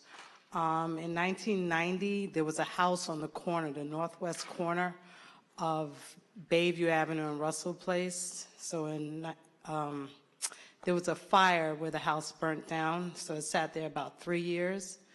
And in 1993, it was torn down. So since 1993, which was 26 years ago, there's been a lot there. So over the years, as the attorney has explained, there has been numerous vehicles placed on the lot. So my concern is just, I wanted to know what was going to be built on the lot. And also, since it is a narrow block, the side of the residence where the parking is going to be come in, and the entrance, I understand, is going to be on the Russell Place side. So I just want to know, how is that going to coincide with the residents that already live there? Because as I first said, it's a narrow street. So when I was growing up there, at least each homeowner had a vehicle, and all vehicles went in their driveway. So over the years, a lot of people that have come there who are renters, there's a lot of parking on the block. At times, it's hard to get into the block and street. So I think the street should be all clear, and I just want to know with the parking condition and the side entrance of this new development. Can I address those? Go ahead. Thank you, by the way, for coming and bringing those issues to our attention. So it's my understanding from our engineers that looked at this, that if they build this with the parking lot, it'll alleviate a lot of the parking now, because people now park on the street, and you're right, it's a narrow road. Russell's a very narrow road, and when 2 cars are parked on Russell, you can hardly get through. Right. So this is supposed to alleviate that by making people get off the street and go into the parking lot. That's number 1. Number 2 is, if we decide to pass this, that's the only first hurdle they have to go through. They have to go for variance. They have to submit to the architectural review plan. And one of the things we may ask them to do is to widen the turning area on Russell and Bayview so that there's no backup there. So right, that would probably help out a lot, right? On the opposite side of the corner, northwest corner, the northeast corner, there's a house there. So oftentimes, like I said, the cars, when they're backed up on that side, the right side, it's hard to get in. I have to swing out to just go in, as opposed to if there's no car there, I just turn in. Mm-hmm. So now this parking is just for the residents of this new development, correct? Yes, but the structures that'll be replaced, those structures now have a lot of people living in that park on the streets. Right. So instead of parking on the streets, they would be parking in the parking lot. So in other words, when they take down those structures that have 2 or 3 and sometimes more families in them with a lot of cars, that'll be eliminated. The people living in the building will have parking underneath the building and then across the street. So the goal is to get those cars off the streets because of the situation that you brought to our attention. Right. Councilman, maybe we could have our traffic engineer come up and address that. You know, maybe we could just have him go out there and appraise it so we'll know what we're doing. Okay. Would you do that? I just have one other question. Oh, I'm sorry. Go ahead. The entrance to this new development would be as you turn into Russell, or would it be kind of like cornered to Russell and Bayview, or would it be more on Bayview side? Okay. Where would the ingress and egress to the underground parking at the building be? It would be on Russell, towards to the north. It's not right against Bayview. It's about approximately 100 feet or so, 80 feet or so north on Russell Banks Place. More into the street. More into the street, yes. Is it possible to put it on Bayview? Well, the way that the building is currently turned, the entranceway faces Russell Banks Place. So we'd have to readjust the building, and then we'd have to get county permission to open a curb cut on Bayview Avenue, which I believe is a county roadway. That would create some complexity to the street because, as I said, somewhat because the thing is, like I said, there's 4 residents, one of which Mr. Moultrie owns, but recently there was a little mishap with a fire. So now it's the house to the right of me is renters, a lot of renters. So they all have vehicles. Then the house next to that is the actual homeowners. They have about 4 or 5 vehicles, some of which they park on the block. So now with this entrance being more indented onto Russell Place, it would create a problem because everyone has cars. See, as I first said, when I was growing up, each one of the residents that lived on the block, the 4 houses towards the back, everyone parked in their driveway. There was virtually no traffic. It was a quiet block. So now, after which 2 of the residents have passed, them and their wives, and one of the families, they moved away. So now that made way for renters to come. Everyone has cars, so the street is pretty active all day, every day. The Mr. Moultrie? Yes, I know him. Have you guys been talking about some of these issues? Yes, we have. And just to state to her fact, really the cars that are parked on Russell are parked illegally. There's supposed to be no parking on Russell. So when we would ask that the police enforce that, because she's right, it congests the block and it does everything else. So, as you said, Councilman, rightfully so, 2 of the homes are being torn down to replace parking. That would alleviate, that would only leave 3 houses on that street. She parks in her driveway all the time. The other house does. There's one house that has like 10 cars, and they're always illegally parked in the street. Yeah. So we would have to ask that the police department enforce that no parking in the street, because there's not supposed to be any parking there. The signs clearly stated. And Right, I'm sorry. there are signs there. They've been there for many years, and there's never any. We'll ask the Nassau County Police Department. I mean, some years ago, my aunt actually parked and she got a summons, but after that, there's never really been any enforcement. The police virtually don't come down the block unless there's an issue or something. We can get them to be more active. Okay. And I just want to note that the entrance that would be on Russell Banks Place, you'd go under the building, that's just for 15 parking spots. The other 31 would be accessed off of Bayview directly into the parking lot. So the majority of the parking for the building would not have to come down Russell Banks Place. Only a few cars. How about traffic? We didn't bring a traffic engineer today, but we will have one at the zoning board, and we will also have one that will work through the site plan review process. So this is just the first step. They'll have to go through other hurdles and submit Right. plans and address, issues that we've raised and that they've raised. This is just the hearing on whether or not to grant the rezone. Right. Otherwise, you don't have an issue with their proposal. No, I mean, it's fine. It's something good that would come into the community, something to bring up some of the property values, because as I first said, some of the people on that block are renters, and usually 9 out of 10 times, renters bring down the property values because of, you know, how they live, and they don't really care about the property because they don't own it. They just want somewhere to live versus a homeowner has more pride in their property, you know. Well, thank you.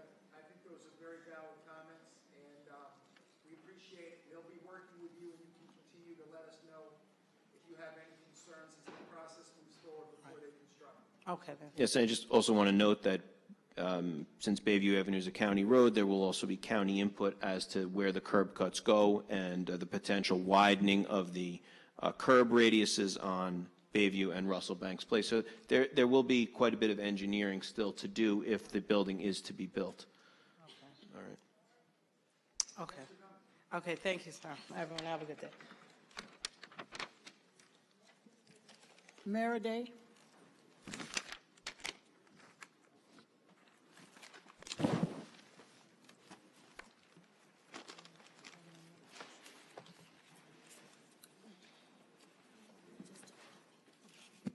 Rita J. Maraday, Baldwin resident, S advocate for veterans, and always excited, not only for the fact that we do have the opportunity to salute our veterans, and I also join in the recognition of Reverend Moultrie and his service to our country. I am hoping that we can move forward with this project with the awareness that there may be some things that need to be addressed, but we need to get this first step in place because the Moultrie family represents that type of diversity through adversity that we need to acknowledge and support. As I've sat here for numerous presentations where there have been maybe some situations that needed to get addressed, they were still allowed to move forward.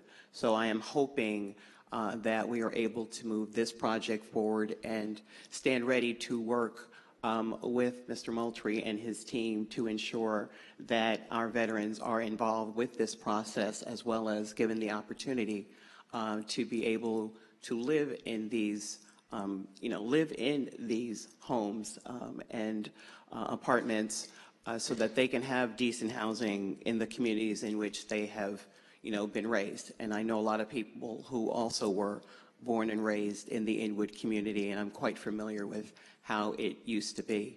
So this is an opportunity to, again, let local residents, local businesses, small businesses, minority businesses, and the minority community feel that our elected officials are looking out for their interests and willing to work with them so that they can get past this hurdle and work towards doing what they need to do. So I am fully in support of this project, and as I said, stand ready to work with them as well as any organizations that are bringing diversity and inclusion to this township where it is sorely needed. Thank you.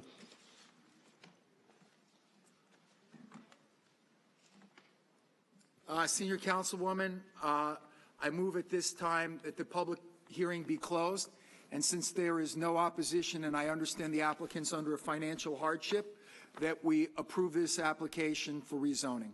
I second the motion. Councilman Blakeman? Aye. Councilman Diaz-Bazito? Aye. Councilman Dunn? Proudly aye.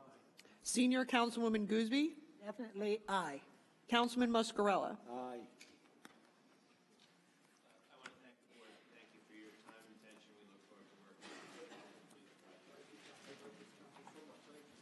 Okay. Thank you all very much. All right, that concludes our public hearings. Madam Clerk, will you please call the administrative calendar? Yes, Supervisor. There are items 9 through 37 on the administrative calendar. Would any of the council members like to sever any of the items on the administrative calendar?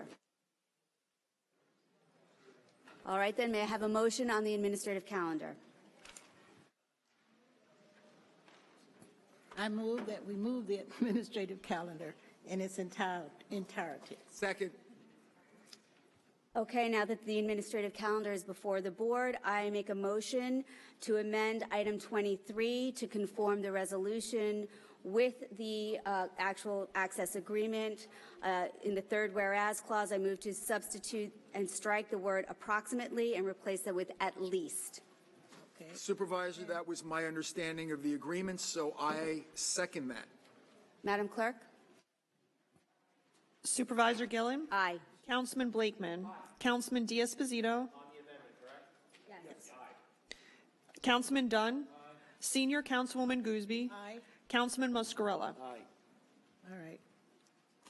And I move, we'll move to amend item 27 as follows. I move to amend item 27 to provide that the supervisor shall not be authorized to sign the agreement unless and until the counsel for the minority as well as the town attorney approve and recommend said contract. Madam Clerk? Supervisor Gillen? I think this is a reasonable request, and I vote aye. Councilman Blakeman? Aye. Councilman Diaz-Posito? Councilman Dunn? Senior Councilwoman Gooseby? Aye. Councilman Muscarella? Okay, we have a number of slips on the administrative calendar. Felix Procacci.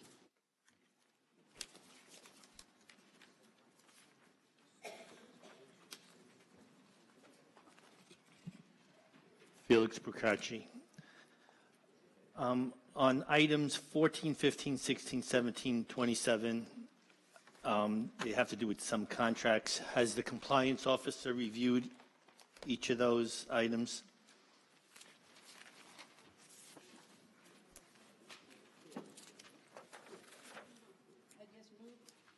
I 27? believe the answer is yes, but I think he's here. I think he's here. Mr. Wildig? Our compliance officer, Mr. Here? Wildig, is here. Mr. Wildig, if you'd come forward. Maybe the answer is yes.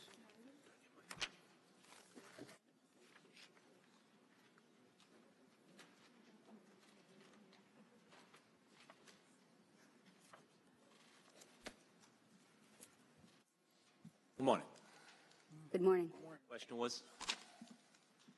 Have you The question reviewed is these items? with respect to the GOSER contracts.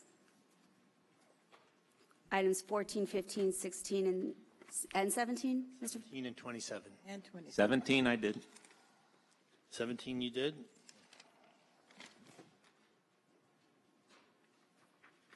$17 That's the only one you reviewed? put to me to review. May I comment on 27, Supervisor? Yes, please.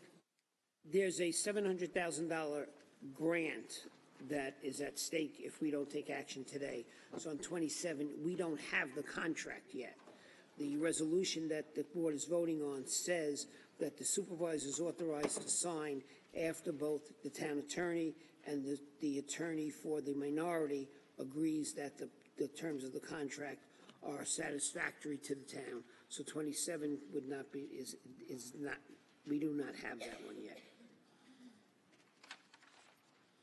But if we don't take action today, we lose the $700,000 grant. Okay. And with respect to 14, 3 bids were received, and the company that's being awarded the agreement is the lowest bidder. 15, 3 bids were received. Again, the contract is being awarded to the lowest bidder.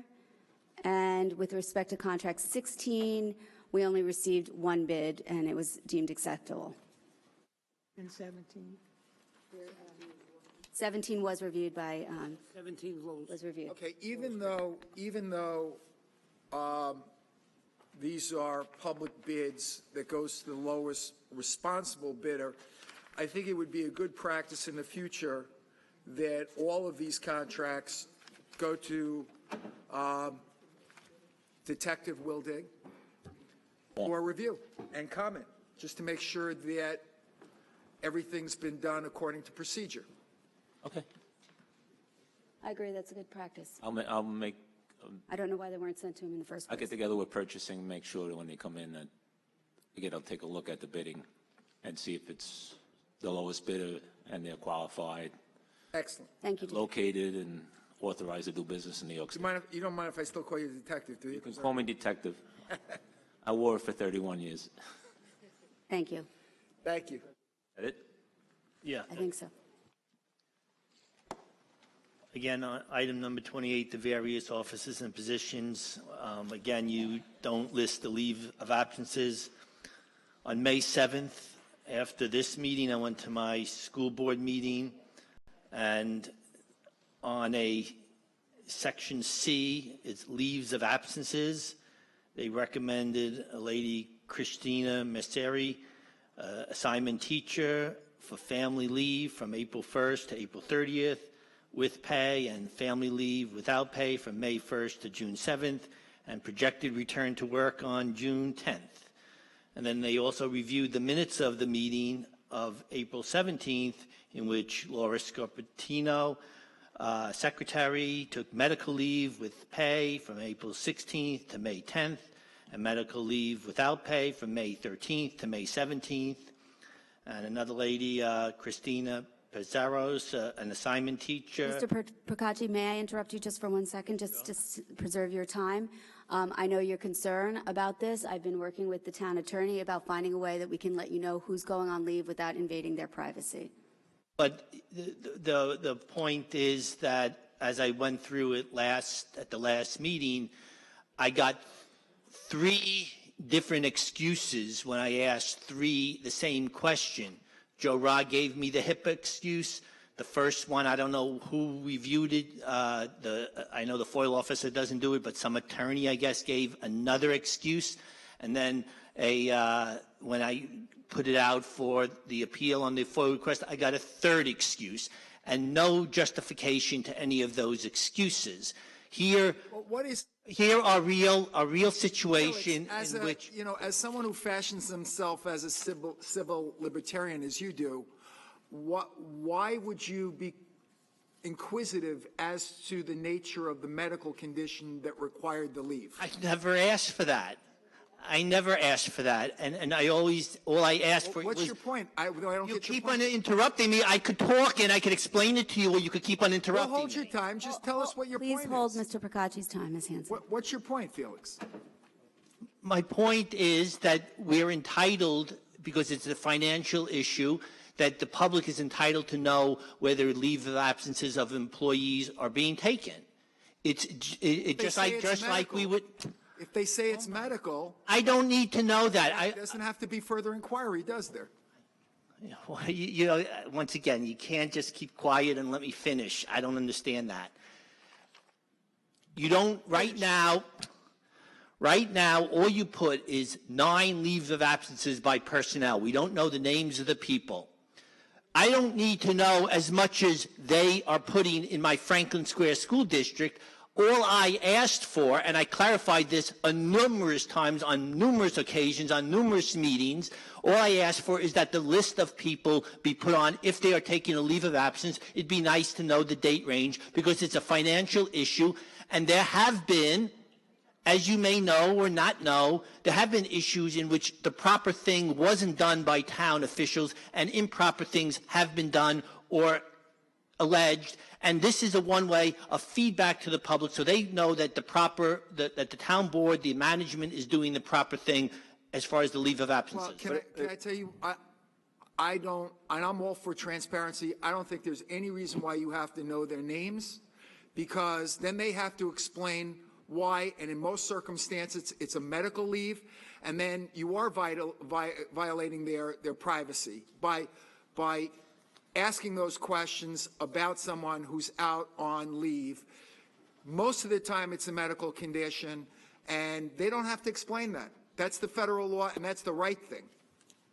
All I do is keep on repeating myself over and over again. If I ask for the reason, you'll just say, I'm not going to give you the reason, but you still could put their names on, and you don't put the names of the retired... Yeah, but they have to explain why they're on leave, which is a violation of their privacy. Why should a woman who has breast cancer or a man who has prostate cancer have to explain why they're on leave? People will then think that it's a medical condition. They'll ask questions, and that's why we have privacy laws. Well, you don't have to know that. Well, apparently the Franklin Square School District... Right, but this isn't the Franklin Square School District. Oh, my God!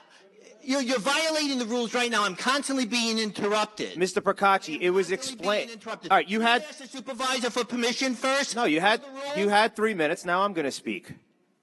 First of all, I've been interrupted 10 times, and other people have gotten 4. You've actually had 3 minutes and 11 seconds, so now I'm going to speak. Oh, my God. Listen, like Councilman Blakeman said, if most of the people that are taking a leave of absence for medical issues, why should they have to explain to you? And obviously you're taking their names and broadcasting them at other meetings. I'm sure the teachers from Floral Park would love to know that their names are being read at the town board. Franklin Square. Does it matter? That's the exact point. If they're taking a medical leave of absence, why do you need to know why? And why do you need to know their names? I didn't even see. Once again, as long as you keep on twisting it around, you can make your point, and I will even agree with you. You're asking for their names, right? Information. I am not asking for the reason. But you're asking for their names. The names, I think, is appropriate. Okay, and that's kind of what we're saying. If you list their names, where a majority of the people who go on a leave is medically related, if you're listing their names, then they have to explain as to why they're taking that leave. Once again, you got to, since you're a town official, if you haven't realized this, you're supposed to follow state law. And there is no excuse given by Joe Ra or the people. Mr. Ra, are we following state law? Let me finish. I'm asking a question. Mr. Ra, are we following state law? He's going to say yes. What do you think he's going to say? Felix, I'll answer for him. Mr. Procacci, please calm down. Yes. So then we're good.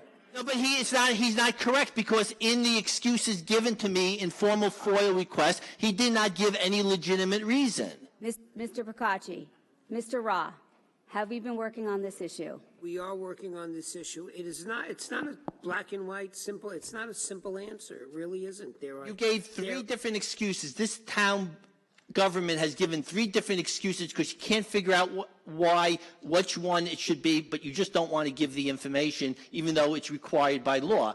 And also the retirements, which is also not a medical issue. You won't put the retirements, and my school board also puts the retirements in the resolutions. So I don't quite understand what you're standing on. You just don't want to do it. You have no legal grounds for not doing it, and you just want to hold to that position. Okay. That's what the situation is. Thank you, Mr. very much. Mita Meriday? For the record, he got 4.5 minutes.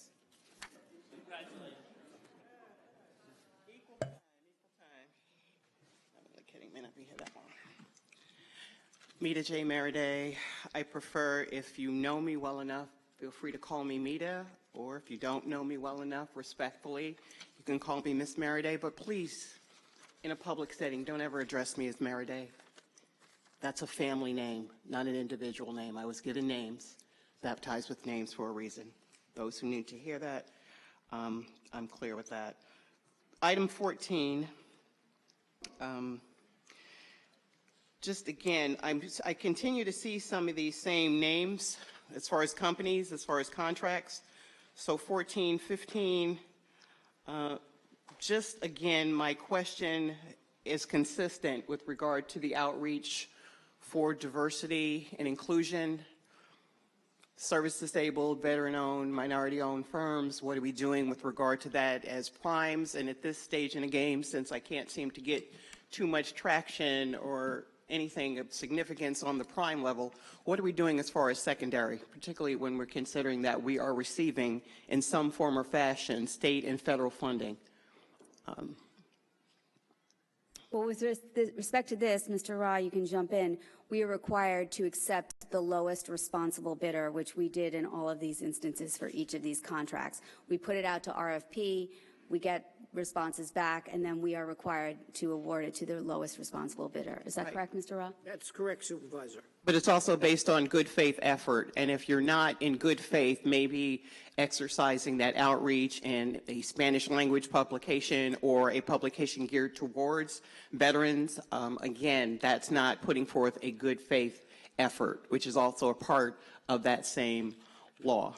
So again, for the record, it just seems like, again, only second to, I guess, Nassau County, the town of Hempstead also seems to like being sued. And from the business community, since most of these businesses are small, they really don't have the resources to try to sue. They're really just trying to stay in business and pay the taxes in this region. But the lack of inclusion just continues to resonate loudly.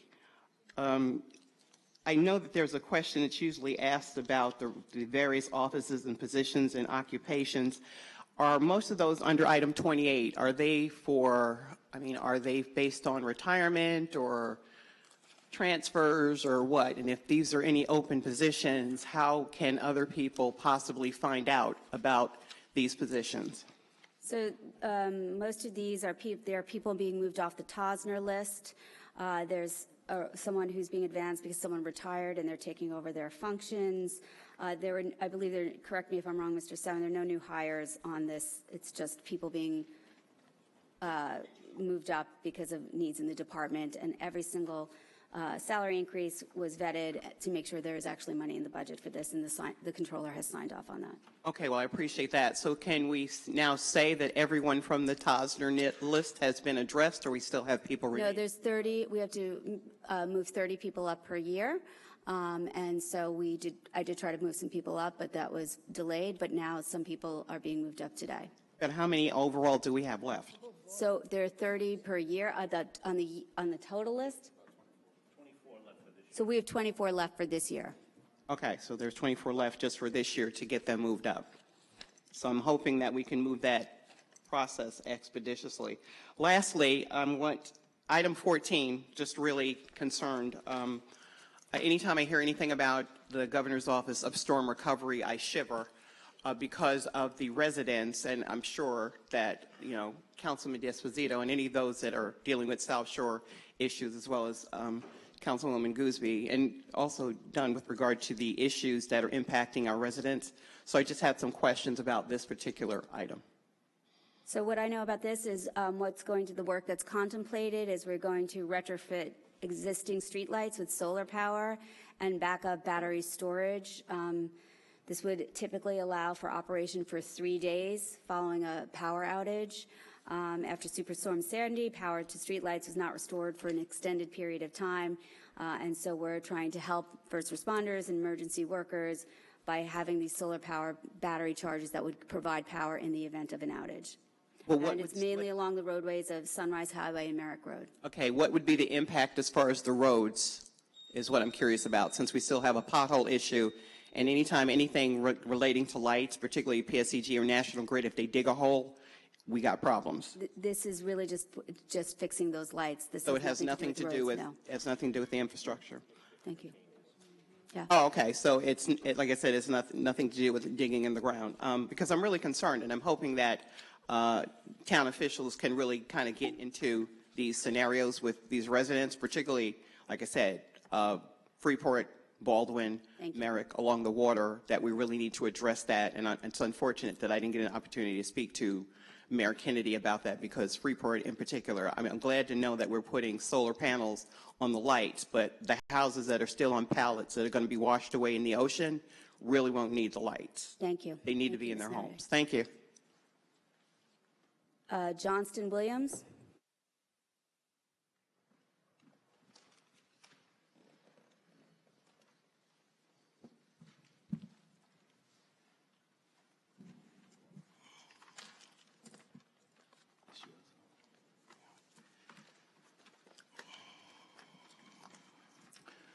Good afternoon, council members and senior councilwoman. My name is Jonathan Williams, president of JW Security LLC. I appeared before the board on February 26, 2019 regarding this exact same matter. As a result of me speaking to the board, this matter was referred to compliance. Once the compliance department completed and submitted its findings, at the meeting on March 12th, the board decided not to move forward with awarding this contract to this particular company from Rockland County. Second RFP was issued, and I'm back again. I understand the board has to be frugal with the town's money. And I've heard a lot of the lowest responsible bidder, where I was not the lowest bidder, the second lowest, but I am the most responsible because of the job that I'm currently doing with the town. On February 26th, Deputy Commissioner of Parks Department Cal Megan came on record and he stated that my company was doing a great job.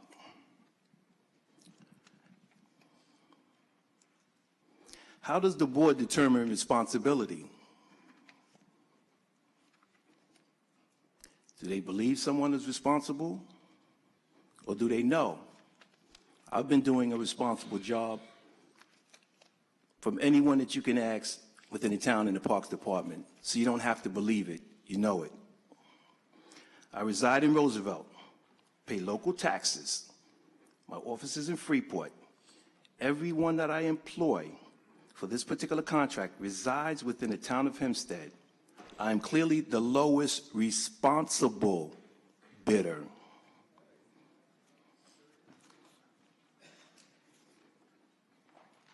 We constantly hear support local, support local. This is how you grow the local economy. How could we consider a company from Rockland County? I don't even know when their board meetings are. I don't even know if you know where their board meetings are. We have to support local. This is how you grow the local economy. I don't mean to interrupt, but do you have more? I'm sorry, I was just wondering. I don't want to interrupt you if you have. No, you can go ahead and then I'll go. So I remember when you were here back in February pretty vividly, and I know that there was a discussion back and forth regarding vehicles and manpower and the issue of the other company where they came from.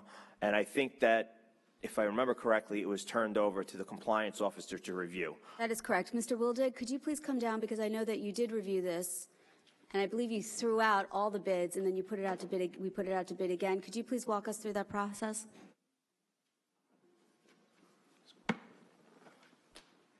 Yeah, when I first came on, I reviewed this bid. There was a lot of open questions on it. He was required to carry extra insurance on his car. And after discussions with several people, including the town attorney, it's like, why do you require somebody to carry town of Hempstead on your car? So a couple other, there's a big disparity in prices of almost over $30. So at that point, he retained his temporary basis of going to get them, and the town bid it back out. And Dandridge was also on the first bid. Both both owners of the companies are both retired New York City police officers, both legitimate businesses in New York State, and they're both located in New York State. There's nothing in the RFP that says town of Hempstead, that you have to be located in the town of Hempstead. This time the bid went out. JW reduced theirs. Dandridge increased theirs. Dandridge also put extra armed guards in his resume that he sent to the town. And I know they already have theirs. Also in the town, he's a armed guard service. Dandridge is a private investigator. Under the general business law, a private investigator can do security, but security can't do private investigations. Dandridge also made comments in his in his resume stating that he has the use of active duty police officers, which are exempt from a state license. When they're off duty, they can do security and they can be armed. So based on that, Dandridge was compliant. I have no personal contact with either one of these gentlemen. I respect that they're both with police officers, but Dandridge was compliant as far as my investigation shows. Just a quick question. I, even as a county legislator, always wanted the veteran or disabled veteran-owned businesses, the minority-owned, but mostly local, people putting food on the table, the men and women that live in Nassau County, as opposed to Jersey or even upstate or even Suffolk County. If it's close in price, and do we give an edge to local, or is that not? I know it's not the law, but do we? It wasn't in the RFP. They both are minority-owned businesses. Mr. Dandridge is also a minority-owned business. So I don't do know give a about the veteran preference for status. veteran-owned Nobody, business. nobody submitted that they were certified veteran for the discount, 15%, I think it was. But locally, and the people here have to pay their taxes, not the people upstate. I'd rather put it out of food on the Mr. Dunn, table of I people am one of here. those people, but there was nothing in the RFP that says that. Yeah, so maybe we should do something about that. We, not you, we, so you can.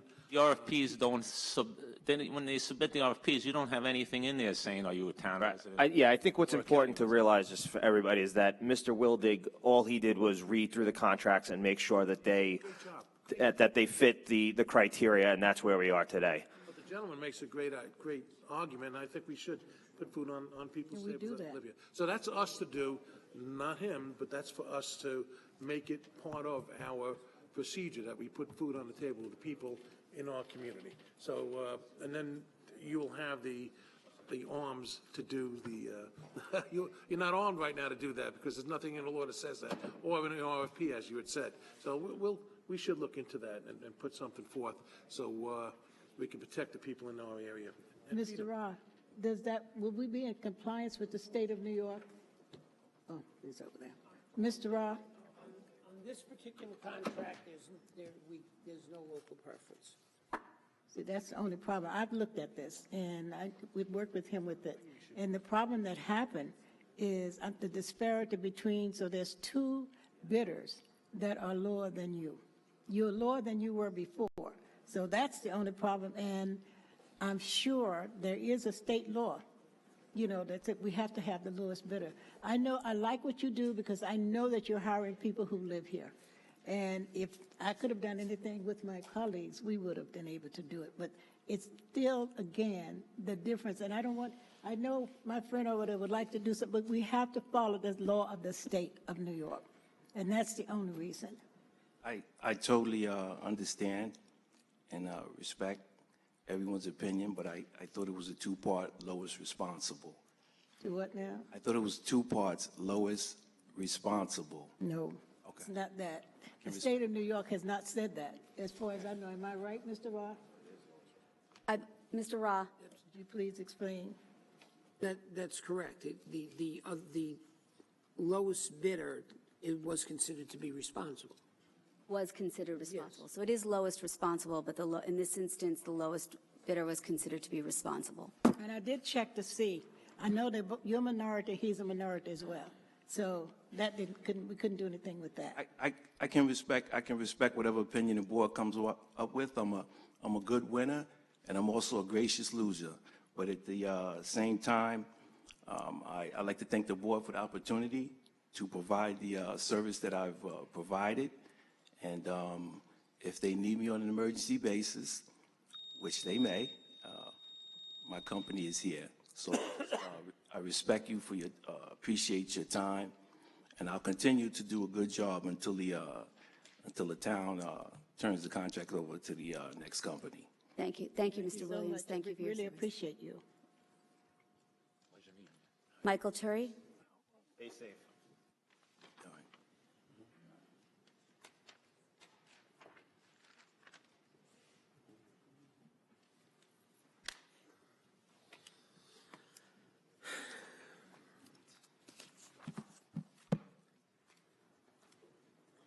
Hello, everyone. Supervisor, council people, clerk. Good afternoon. On a personal note, I speak in. Can you state your name and address? for the Sure. record, Michael Turi, 774 Addison Street, Woodmere. On a personal note, I speak into a microphone frequently, and this still makes me nervous. So first thing, I'd like to say that on item number 34, it is about time that Peninsula Boulevard is starting to see some speed restrictions around its multiple schools. I know there is one at Hewlett Middle School. I definitely know that this, talking here around number 6 school, the Hebrew Academy of Long Beach, my former elementary school, to which I was a walker, a bike rider, and everythinger. And of course, Lawrence High School. So I just want to say that to not have tanker trailers rumbling down Peninsula Boulevard, just waiting to create an environmental and personal disaster for someone, especially with young Israel there. Thank you. Second, where did this come from? Who made this? Who sent it out? It's the survey. I did not send that out. I'd like to know where this came from. I received messages from many residents wondering what this scare piece was. It says town board on it. I assume that means someone here authorized it, wrote it, and paid for it. Well, I didn't pay for it. Who authorized it?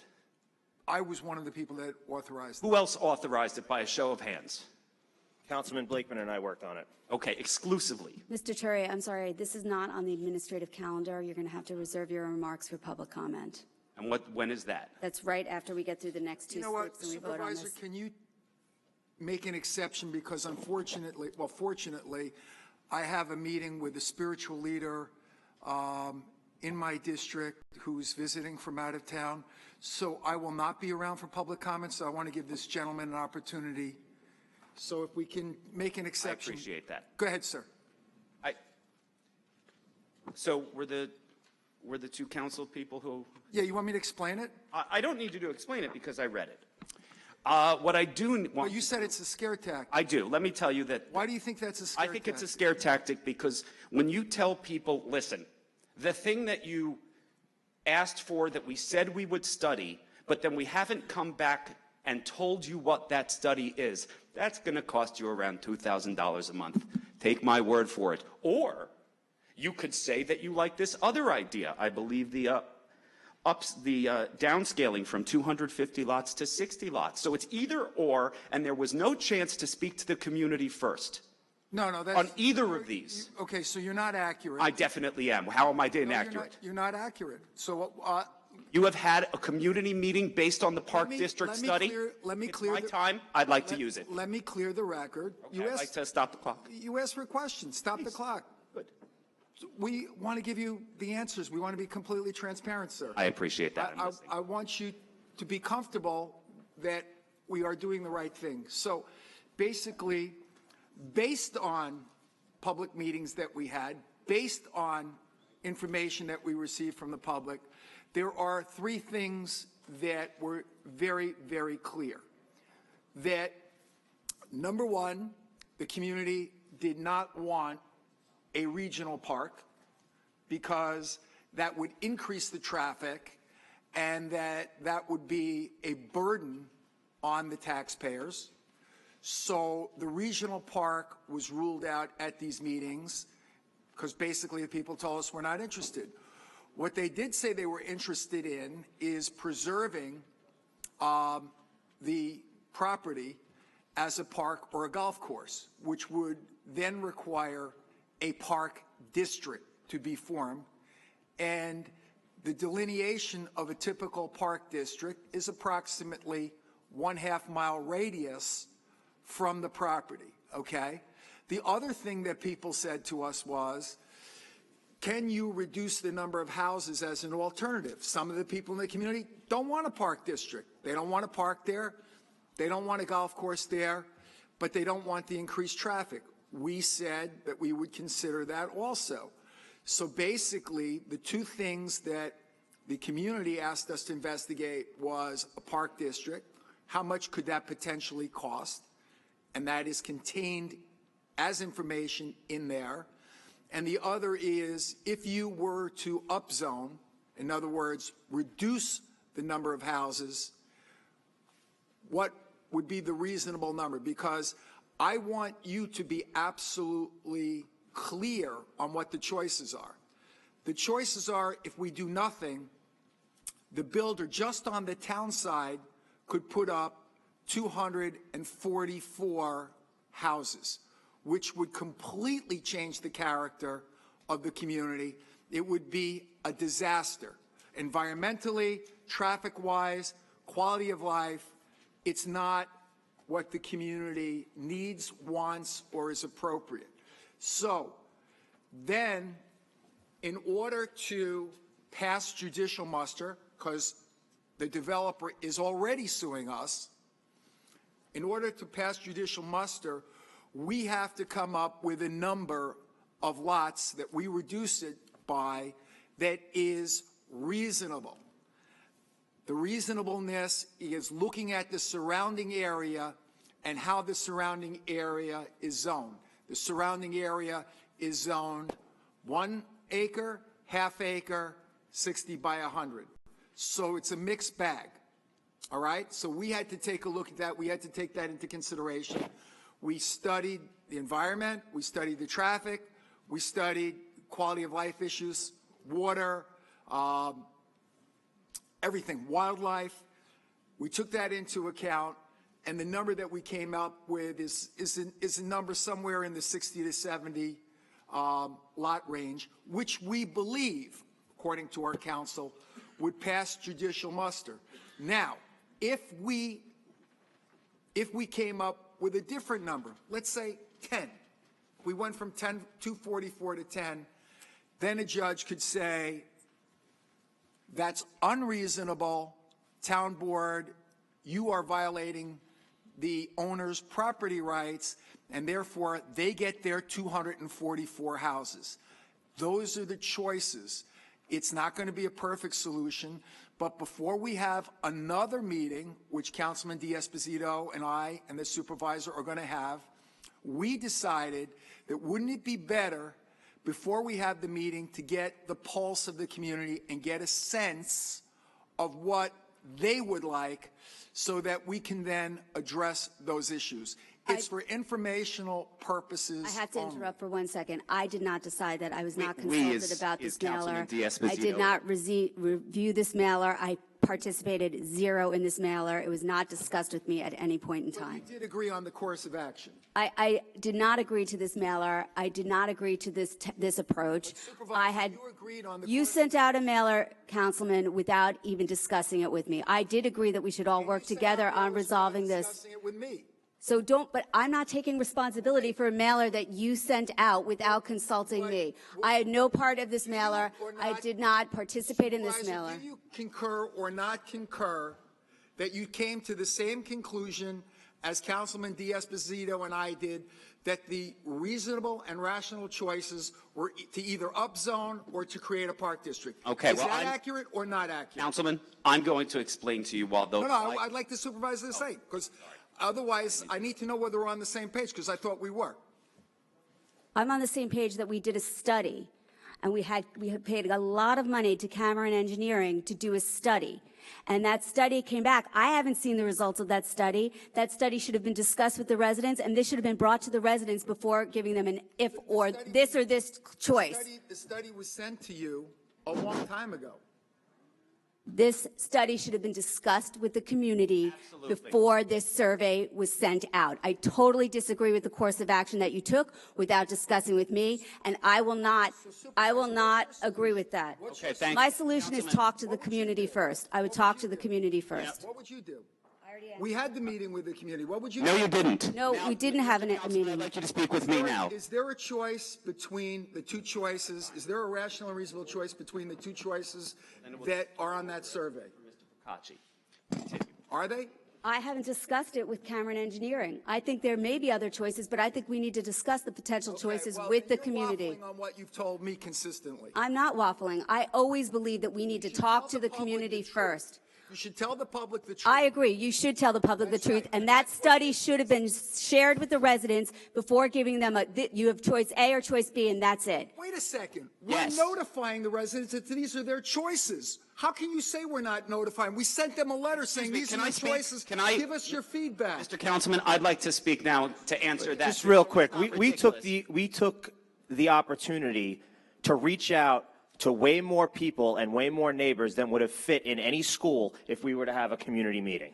You could have sent out a mailer and said, you could have had a meeting and explained this to the public first. It's carts, it's horses. How do you, please let me speak. You've asked for others to quiet. Would you like to do this in the Kulanu Fair? Would you prefer we do this in public rather than here? Because I won't have to listen to you that way. Out in public? Would you rather talk there? This is public.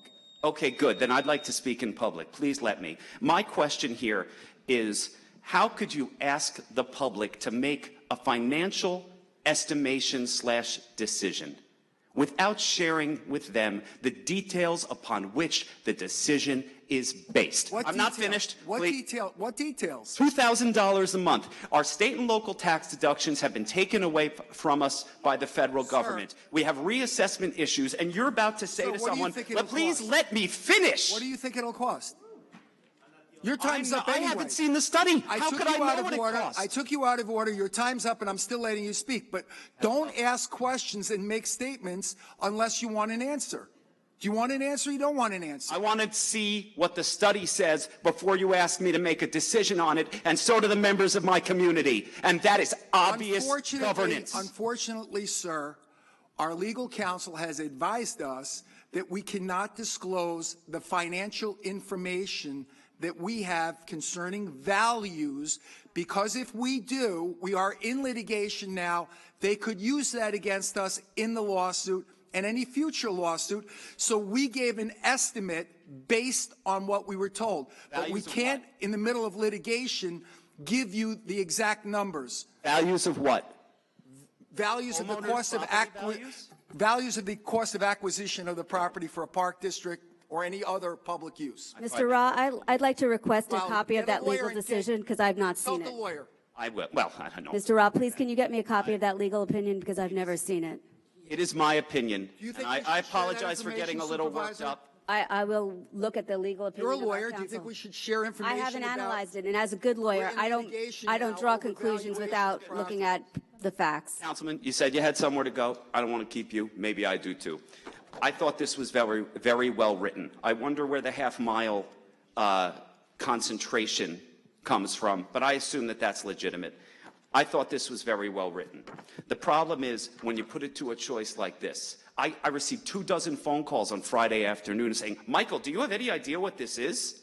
Why am I being asked to choose $2,000 for 20 years, maybe, on information I've never seen? What do you ridiculous. think it'll cost, sir? I don't know what it will cost. That's why you spent my tax dollars to get a study, and then you didn't tell me what it costs. I think it's your responsibility to tell me. Unfortunately, the developer decided to sue us. Well, you know what? If you have That's a reasonable, fine. you know what, Michael is your name? Not fine. Your name's Michael? Yeah. Michael, if you have a reasonable recommendation for me, Councilman D'Esposito, the supervisor of this board, we would love to hear it. Because right now, from what we've heard from the public and from what our lawyers are telling us and from our experience, those are the two best choices. So we want to get a sense of the public. But we don't want to lie to the public and tell them that if you ask for a park district, it's not going to cost anything. It does. They have a right to know that. So tell us first. We just did. No, you didn't. This doesn't smash the smell test. This is a fear tactic. Thank you very much. Hold on. up with your own financial analysis and see if it. I have a question. I have to ask what I have to ask. What is the fear tactic? The fear tactic. What I consider to be the fear tactic. Okay. Is saying to someone you have an A or B binary choice before you've had the information put forward to you to where the choice comes from. Folks, you either do this or you do this or your community fabric is ruined. Well, we're asking. By the way, it says it's approximate. It could be 2,000 to 4,000. I underballed it. I could have said 4,000 here today. I took the small number. What if it's 6,000? What if the eminent domain to do whatever you might need to do costs even more? Right, How would anyone know? and we won't know that. We Why won't. Are you having a meeting before you ask this? Because we want the information to present to the public. We already had meetings with the public. We had over 400 people come to a meeting. We listened to the public. They wrote to us. They emailed us. And not. This was the two best choices. Before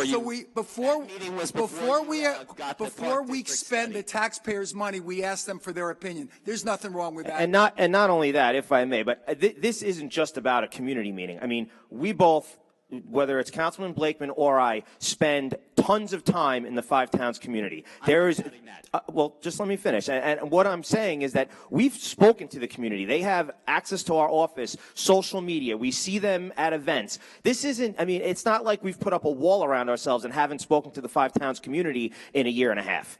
I mean, it's just not the case. We're in litigation over the moratorium. We've spoken to leaders in the community. I mean, this is presenting information that we have, and that's the point. Here's your information. Now let's discuss this. All right, well. And I disagree with your cart horse analogy. I really do. I think that we're providing information that they need to hear. And unless someone else has, this is not going to be solved by the town of Hempstead going in and just taking the property and figuring it out later. It's not happening.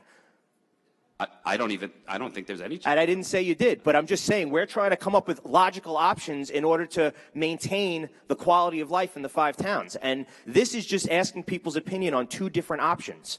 And I want to say something, Supervisor, I am very disappointed because we discussed this many times as the only 2 viable options, and now you're backing away from that. So I certainly look forward to your proposal, and if you want to make a recommendation to the community, you should make the recommendation as to what you think we should do with that property. But we discussed this many, many times, and you told me we were on the same page. And Councilman, I am very, very disappointed that you didn't bother talking to me about this survey before you sent it out, notably not with your name. Everything else goes out with your name, but not with your name. But this whole conversation could have not been avoided if you had bothered talking to me, your colleague. We talked about everything else. We talked about community meetings, but you just apologized to me at the beginning of this meeting for sending this out without showing it to me. Supervisor, let's not get into communication. I called you yesterday. I texted you this morning. I've yet to receive a return. I was at an event last night, which you came in at late, and then I had to go home and take care of things with my family. So I did not get back to you after 10 p.m. last night. But I agree that this should have gone to the community first. Thank you, Supervisor. Tk you, Senior Councilwoman. Would we please let this go? All right, you could do it someplace else. Excuse me? It's important. Please. No, that's totally inappropriate, Councilwoman. We've gone out of order. We need to get back to the administrative calendar. Severely out of order, Councilwoman. To tell a member of the public to let a community issue go? All right, I'm done. Thank you very much. Madam Supervisor, council people. Listen, I'm not talking. Thank you, Mr. Terry. You just missed and screwed me. First of all, it says a resolution calling for a public hearing. We're not having a public hearing today. About something else, and he went out of order, but the councilman He went out of order? Okay. All right, he did go out of order. So you were out of order anyway. But anyway, I never would I talk to the community like that. But what I'm saying is the way we're acting here today is worse than what we want the children to act in school. The children are watching. I agree. And this is not right.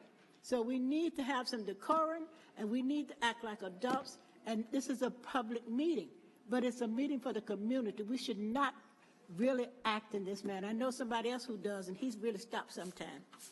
So please don't do that. Thank you, Mr. Terry. Valerie Lamp. Thank you very much.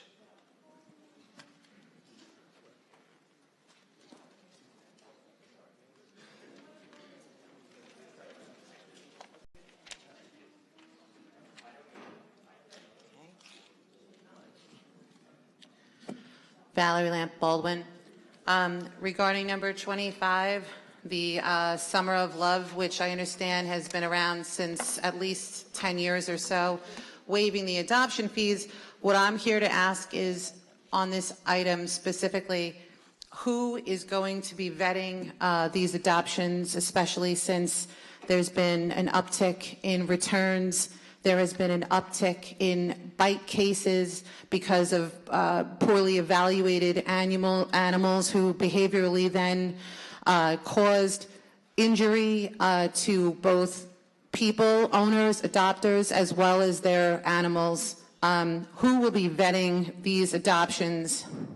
Commissioner, are you here? Commissioner Marino? He's not. Deputy Commissioner, are you here? Yes.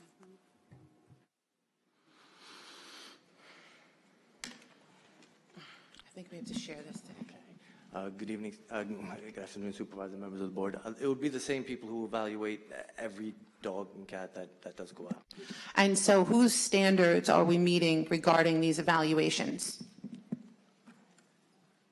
The standards of, I would assume, the behaviorist and Mr. Pistori and the new assistant director. Well, first of all, just a quick area of semantics, but it is important. We don't actually have a behaviorist. We have a trainer.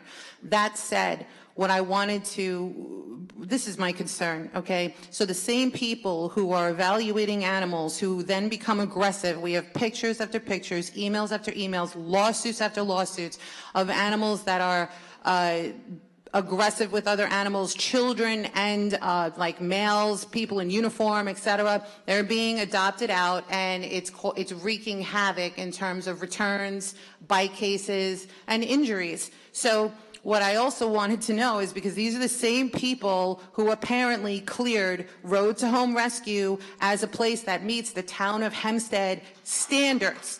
And if that's the case, based on video, based on pictures, based on Google reviews, based on social services removing children that Kim Strong fostered in 2008, social services went in and took them out because of deplorable, filthy, unsanitary, unhealthy conditions. How do we trust these people to make the right decisions in terms of placing our animals? I want our animals back. Okay, I have a list here, we can go into it further, but I want the animals that were sent upstate to that hellhole, and that is what it is. And I know you wanted to pay Kim Strong, Supervisor, to take those dogs. I'm glad at least she's not making money off of them. But if that is where we're sending our animals, we might as well send them. Are we sending animals to Road to Home? And any animals up there, in my understanding, over 2 years. Wrong. That's completely wrong. Okay. I don't know, where does your... I'm sorry, I'm not putting you on the spot here, but who tells you that? But right now, we're talking about the administrative calendar. You can talk about Road to Home and the public comment, And I but will. right now, we're talking about the summer of love. Are you support the waiver of adoption fees, or you don't support them?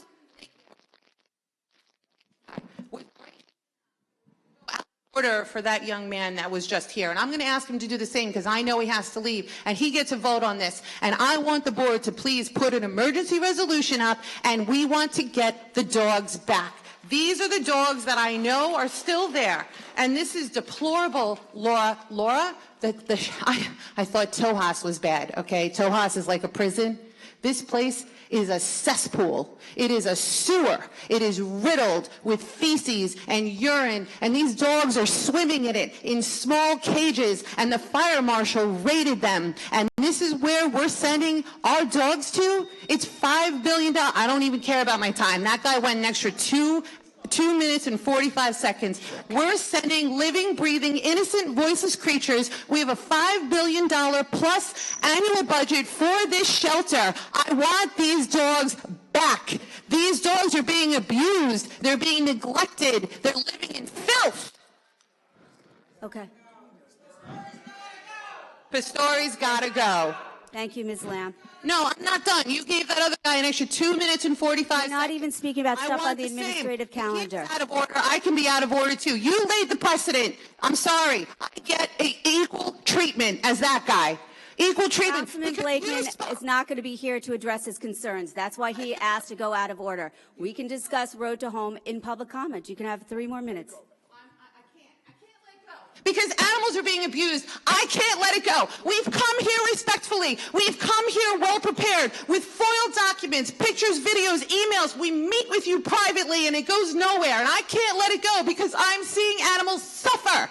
I can't let it go. And Supervisor Gillen ran on the abuse, the mismanagement, her words, and the patronage jobs at this shelter. And you know what happened? Nothing. She backpedaled, just like she just backpedaled on you today. She backpedaled on her words. She said she was misled and that everything is, quote, so much better now at the shelter. Have you seen this video? Have you seen these pictures? You're talking about video of Road to Home, not our shelter. Correct. The place that you wanted to send more animals to, and you wanted to pay $4,200 per dog. What kind of due diligence do we do? Do we just send animals out to anywhere that will take them, and it doesn't matter if they're abused or neglected? Is that what you want? Are you sending any animals to Road to Home, Deputy Commissioner? Thank you. All right, Mary Ellen Cray. Excuse me, Charlie Bean, Amy, Barbell, and Max are still there. Max most likely still be there. Buck, Kaiser, that was the name of my first dog, by the way. Maximus and Dee Dee. But you know what? More importantly, how dare we keep the same people at the top who are making these horrific decisions? Thank you, Ms. Lamp. Ms. Cray, it's your turn to speak on the administrative calendar.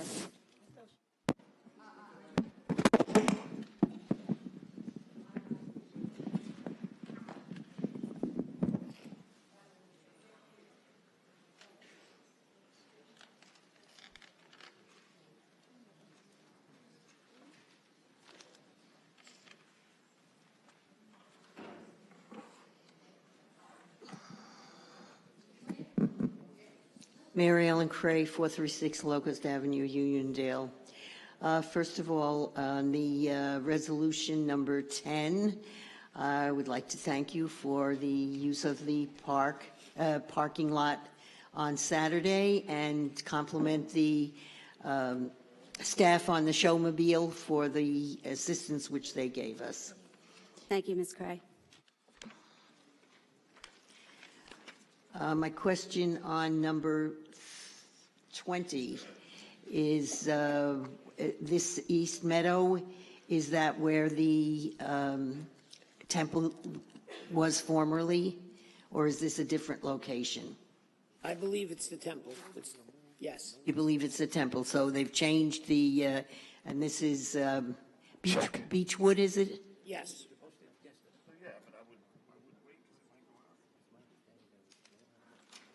And so they're changing it to CA is senior citizen? Condominium zone. I'm sorry? Condominiums. Oh, condominiums. And previously it was? Well, previously it would revert to Residence B, but it was the temple previously. Why was this not part of the original proposal? This item has been before the board about a year and a half ago, and the board passed it. This is just extending their time to get building permits. To get building permits. Get building. Extending their time to get building permits. Thank you.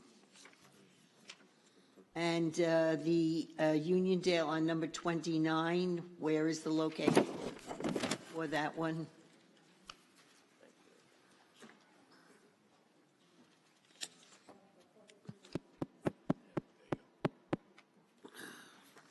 That's calling for a public hearing. I don't know if we have the, we're getting the information. Mr. Reed will give you the information. Ms. Cray.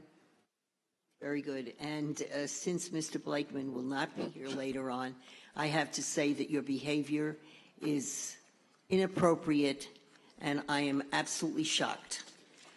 This way of interrupting people, that is not the way this board should be acting. I think it's a two-way street.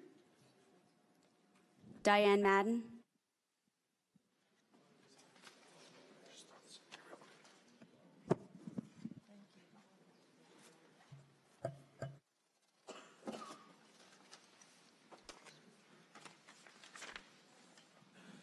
Diane Madden Hempstead. I'd like to speak on item 25, free animals. Years ago, Kate Murray began a program for free animals because the adoption rates were probably close to $100, so it was reasonable to try to appeal to the public and bring in adopters at this time of year and start to kind of compete with some of the agencies that were starting to care about animals and getting them homes.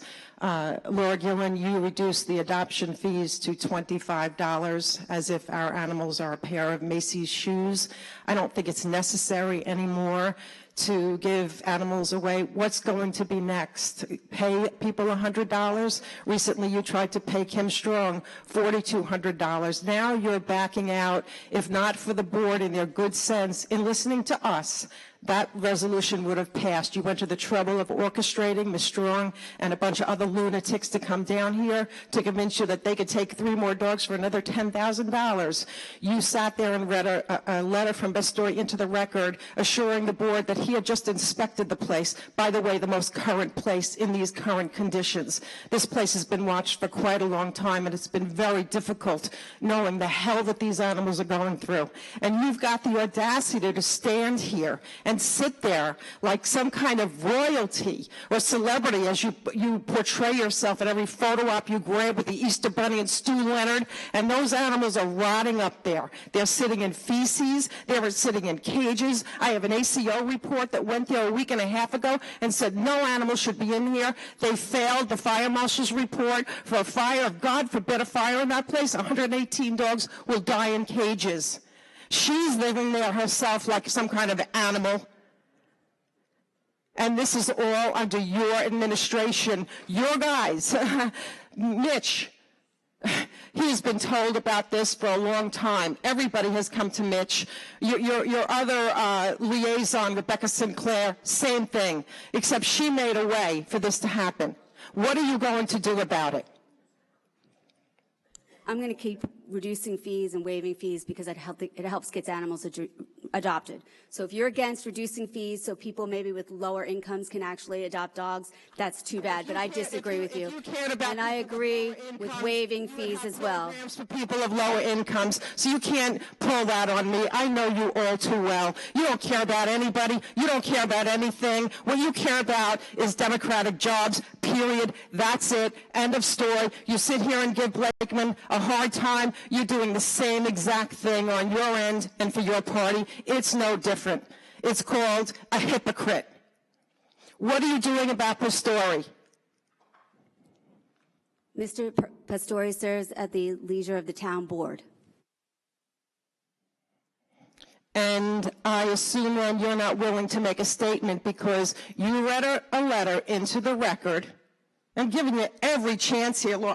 I'd have to put the beat in your mouth. You read a letter into the record, an email Mr. Pastore gave you, assuring the board that he examined this place, that this place met his approval, and to pass this contract. It was only their common sense that they didn't do it, but you wanted to do it. So what is your explanation for what to do with Mr. Pastore, who made a fool out of you now? Thank you for your comments, Ms. Madden. I do not have any other slips. I beg of you to make us protest because it's going to be about you. Madam Clerk, will you please call the roll on the administrative calendar? Supervisor Gillen? I vote aye on the administrative calendar with respect to item number 23, which is the Elmont Road Access Agreement. I want to make clear that I am voting yes in favor today because I believe the only real commitment made in this agreement is to allow NIAP access to evaluate the infrastructure needs of the park, and I've confirmed that with the attorneys from ESD. I have advocated for about a year to make sure that if the Belmont project goes forward, that there is a real benefit delivered to residents. I believe part of that is a full-time Long Island Railroad station in the area, but also that there's real community benefit afforded to the neighboring communities of Floral Park and Elmont and Franklin Square, to that matter. The figures that are provided in this agreement of at least $1.5 million does not in any way reflect the discussions that I've had with the state and with NIAP over the past year, nor does it represent or reflect a commitment that we have talked about, which includes a gut renovation of the Elmont Road Park. While neither NIAP, ESD, nor I or anyone on this board will know the exact figure that the full commitment that they have made is at this point, and the vision for the park that was created by the community design charrette that was held on April 6th. We need this access agreement as a first step to that process to deliver a potential real benefit to that community in the event the Belmont project does go forward. The residents of Elmont deserve a park with quality sports fields, new playground equipment, ADA-compliant bathrooms, and we will hold the state and NIAP accountable to deliver on what they have represented. Elmont Road Park is the most tangible community benefit in that area that could come from the town from the Belmont redevelopment if it goes forward. And we reflect upon the sizable commitment that was made to the community with the hub redevelopment, and we expect the same kind of commitment from NIAP and from the state on a significant regional project like Belmont. Councilman Blakeman?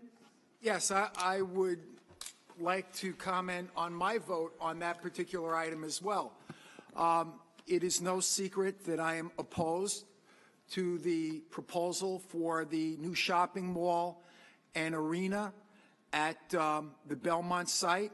The reasons are, quite frankly, there is no infrastructure to accommodate the number of people that would be potentially patronizing these two mega projects in our community. That while I do not represent the physical location of Belmont, I share the community of Elmont with Councilman Muscarella. I represent the communities of Franklin Square, West Hempstead, North Valley Stream, where there are grave concerns about the increased traffic on Hempstead Turnpike, Cross Island Parkway, and back up all the way to the southern state on traffic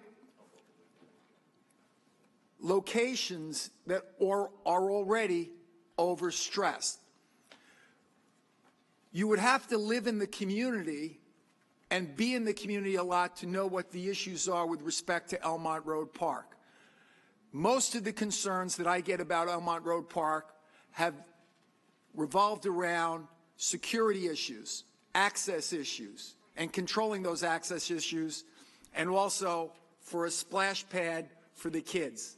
With respect to the initial proposal to do a renovation of the drainage at Elmont Road Park, it came to my attention that our engineering department and our parks department were not consulted by the state officials or the developers at Belmont, because had they been consulted, they would have found that there is a stream of water that runs under that athletic field.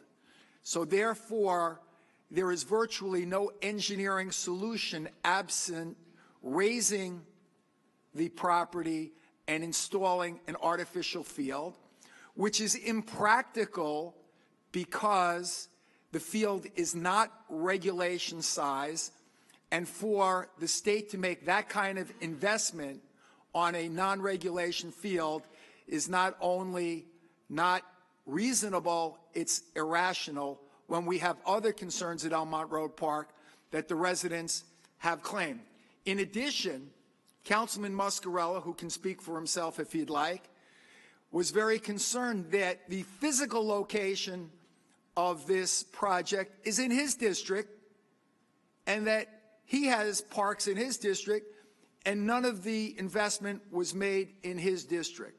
So to the credit of the state, and I want to credit the state, I also want to credit the developers, that even though I was opposed to this project in Belmont Park, if in fact it is approved, and we don't know whether it will be or not,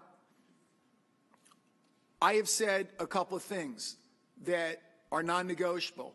There has to be a full-time railroad station for the residents of Elmont, Franklin Square, and North Valley Stream, the largest communities in the county that don't have a train station, and they should, and they have tracks over at Belmont, and that should be part of any plan. That's number one. And number two, if the state is willing to invest in our parks, of course we'll accept that. So that's the explanation for my vote in favor of this amended resolution. On the rest of the calendar, I also vote aye. Councilman Diaz-Pasito? I'm not going to talk about Elmont. Aye. Oh, that was so quick. Okay. Councilman Dunn? Okay, I'm voting aye on everything, but I just want to be totally transparent. I am the president of the Levittown Island Trees Veterans Council, and I am the signer of the applicant for a parade permit. And I asked if I had to recuse myself on that item, and I was told I didn't have to, but I just wanted to make sure that's transparent, that you do know that I will not do anything that's erroneous or wrong. So I vote aye on everything on the calendar. Senior Councilwoman Gooseby? I vote aye, and I'm very happy that we were able to amend number 27. And Councilman Muscarella? I vote aye. May I have a motion to adjourn? I have a motion to adjourn. Second. Madam Clerk? Supervisor Gillen? Aye. Councilman Blakeman? Aye. Councilman Diaz-Pasito? Aye. Councilman Dunn? Senior Councilwoman Gooseby. Aye. Councilman Muscarella. Aye. Would you guys like to take a break? We do. All right, half an hour.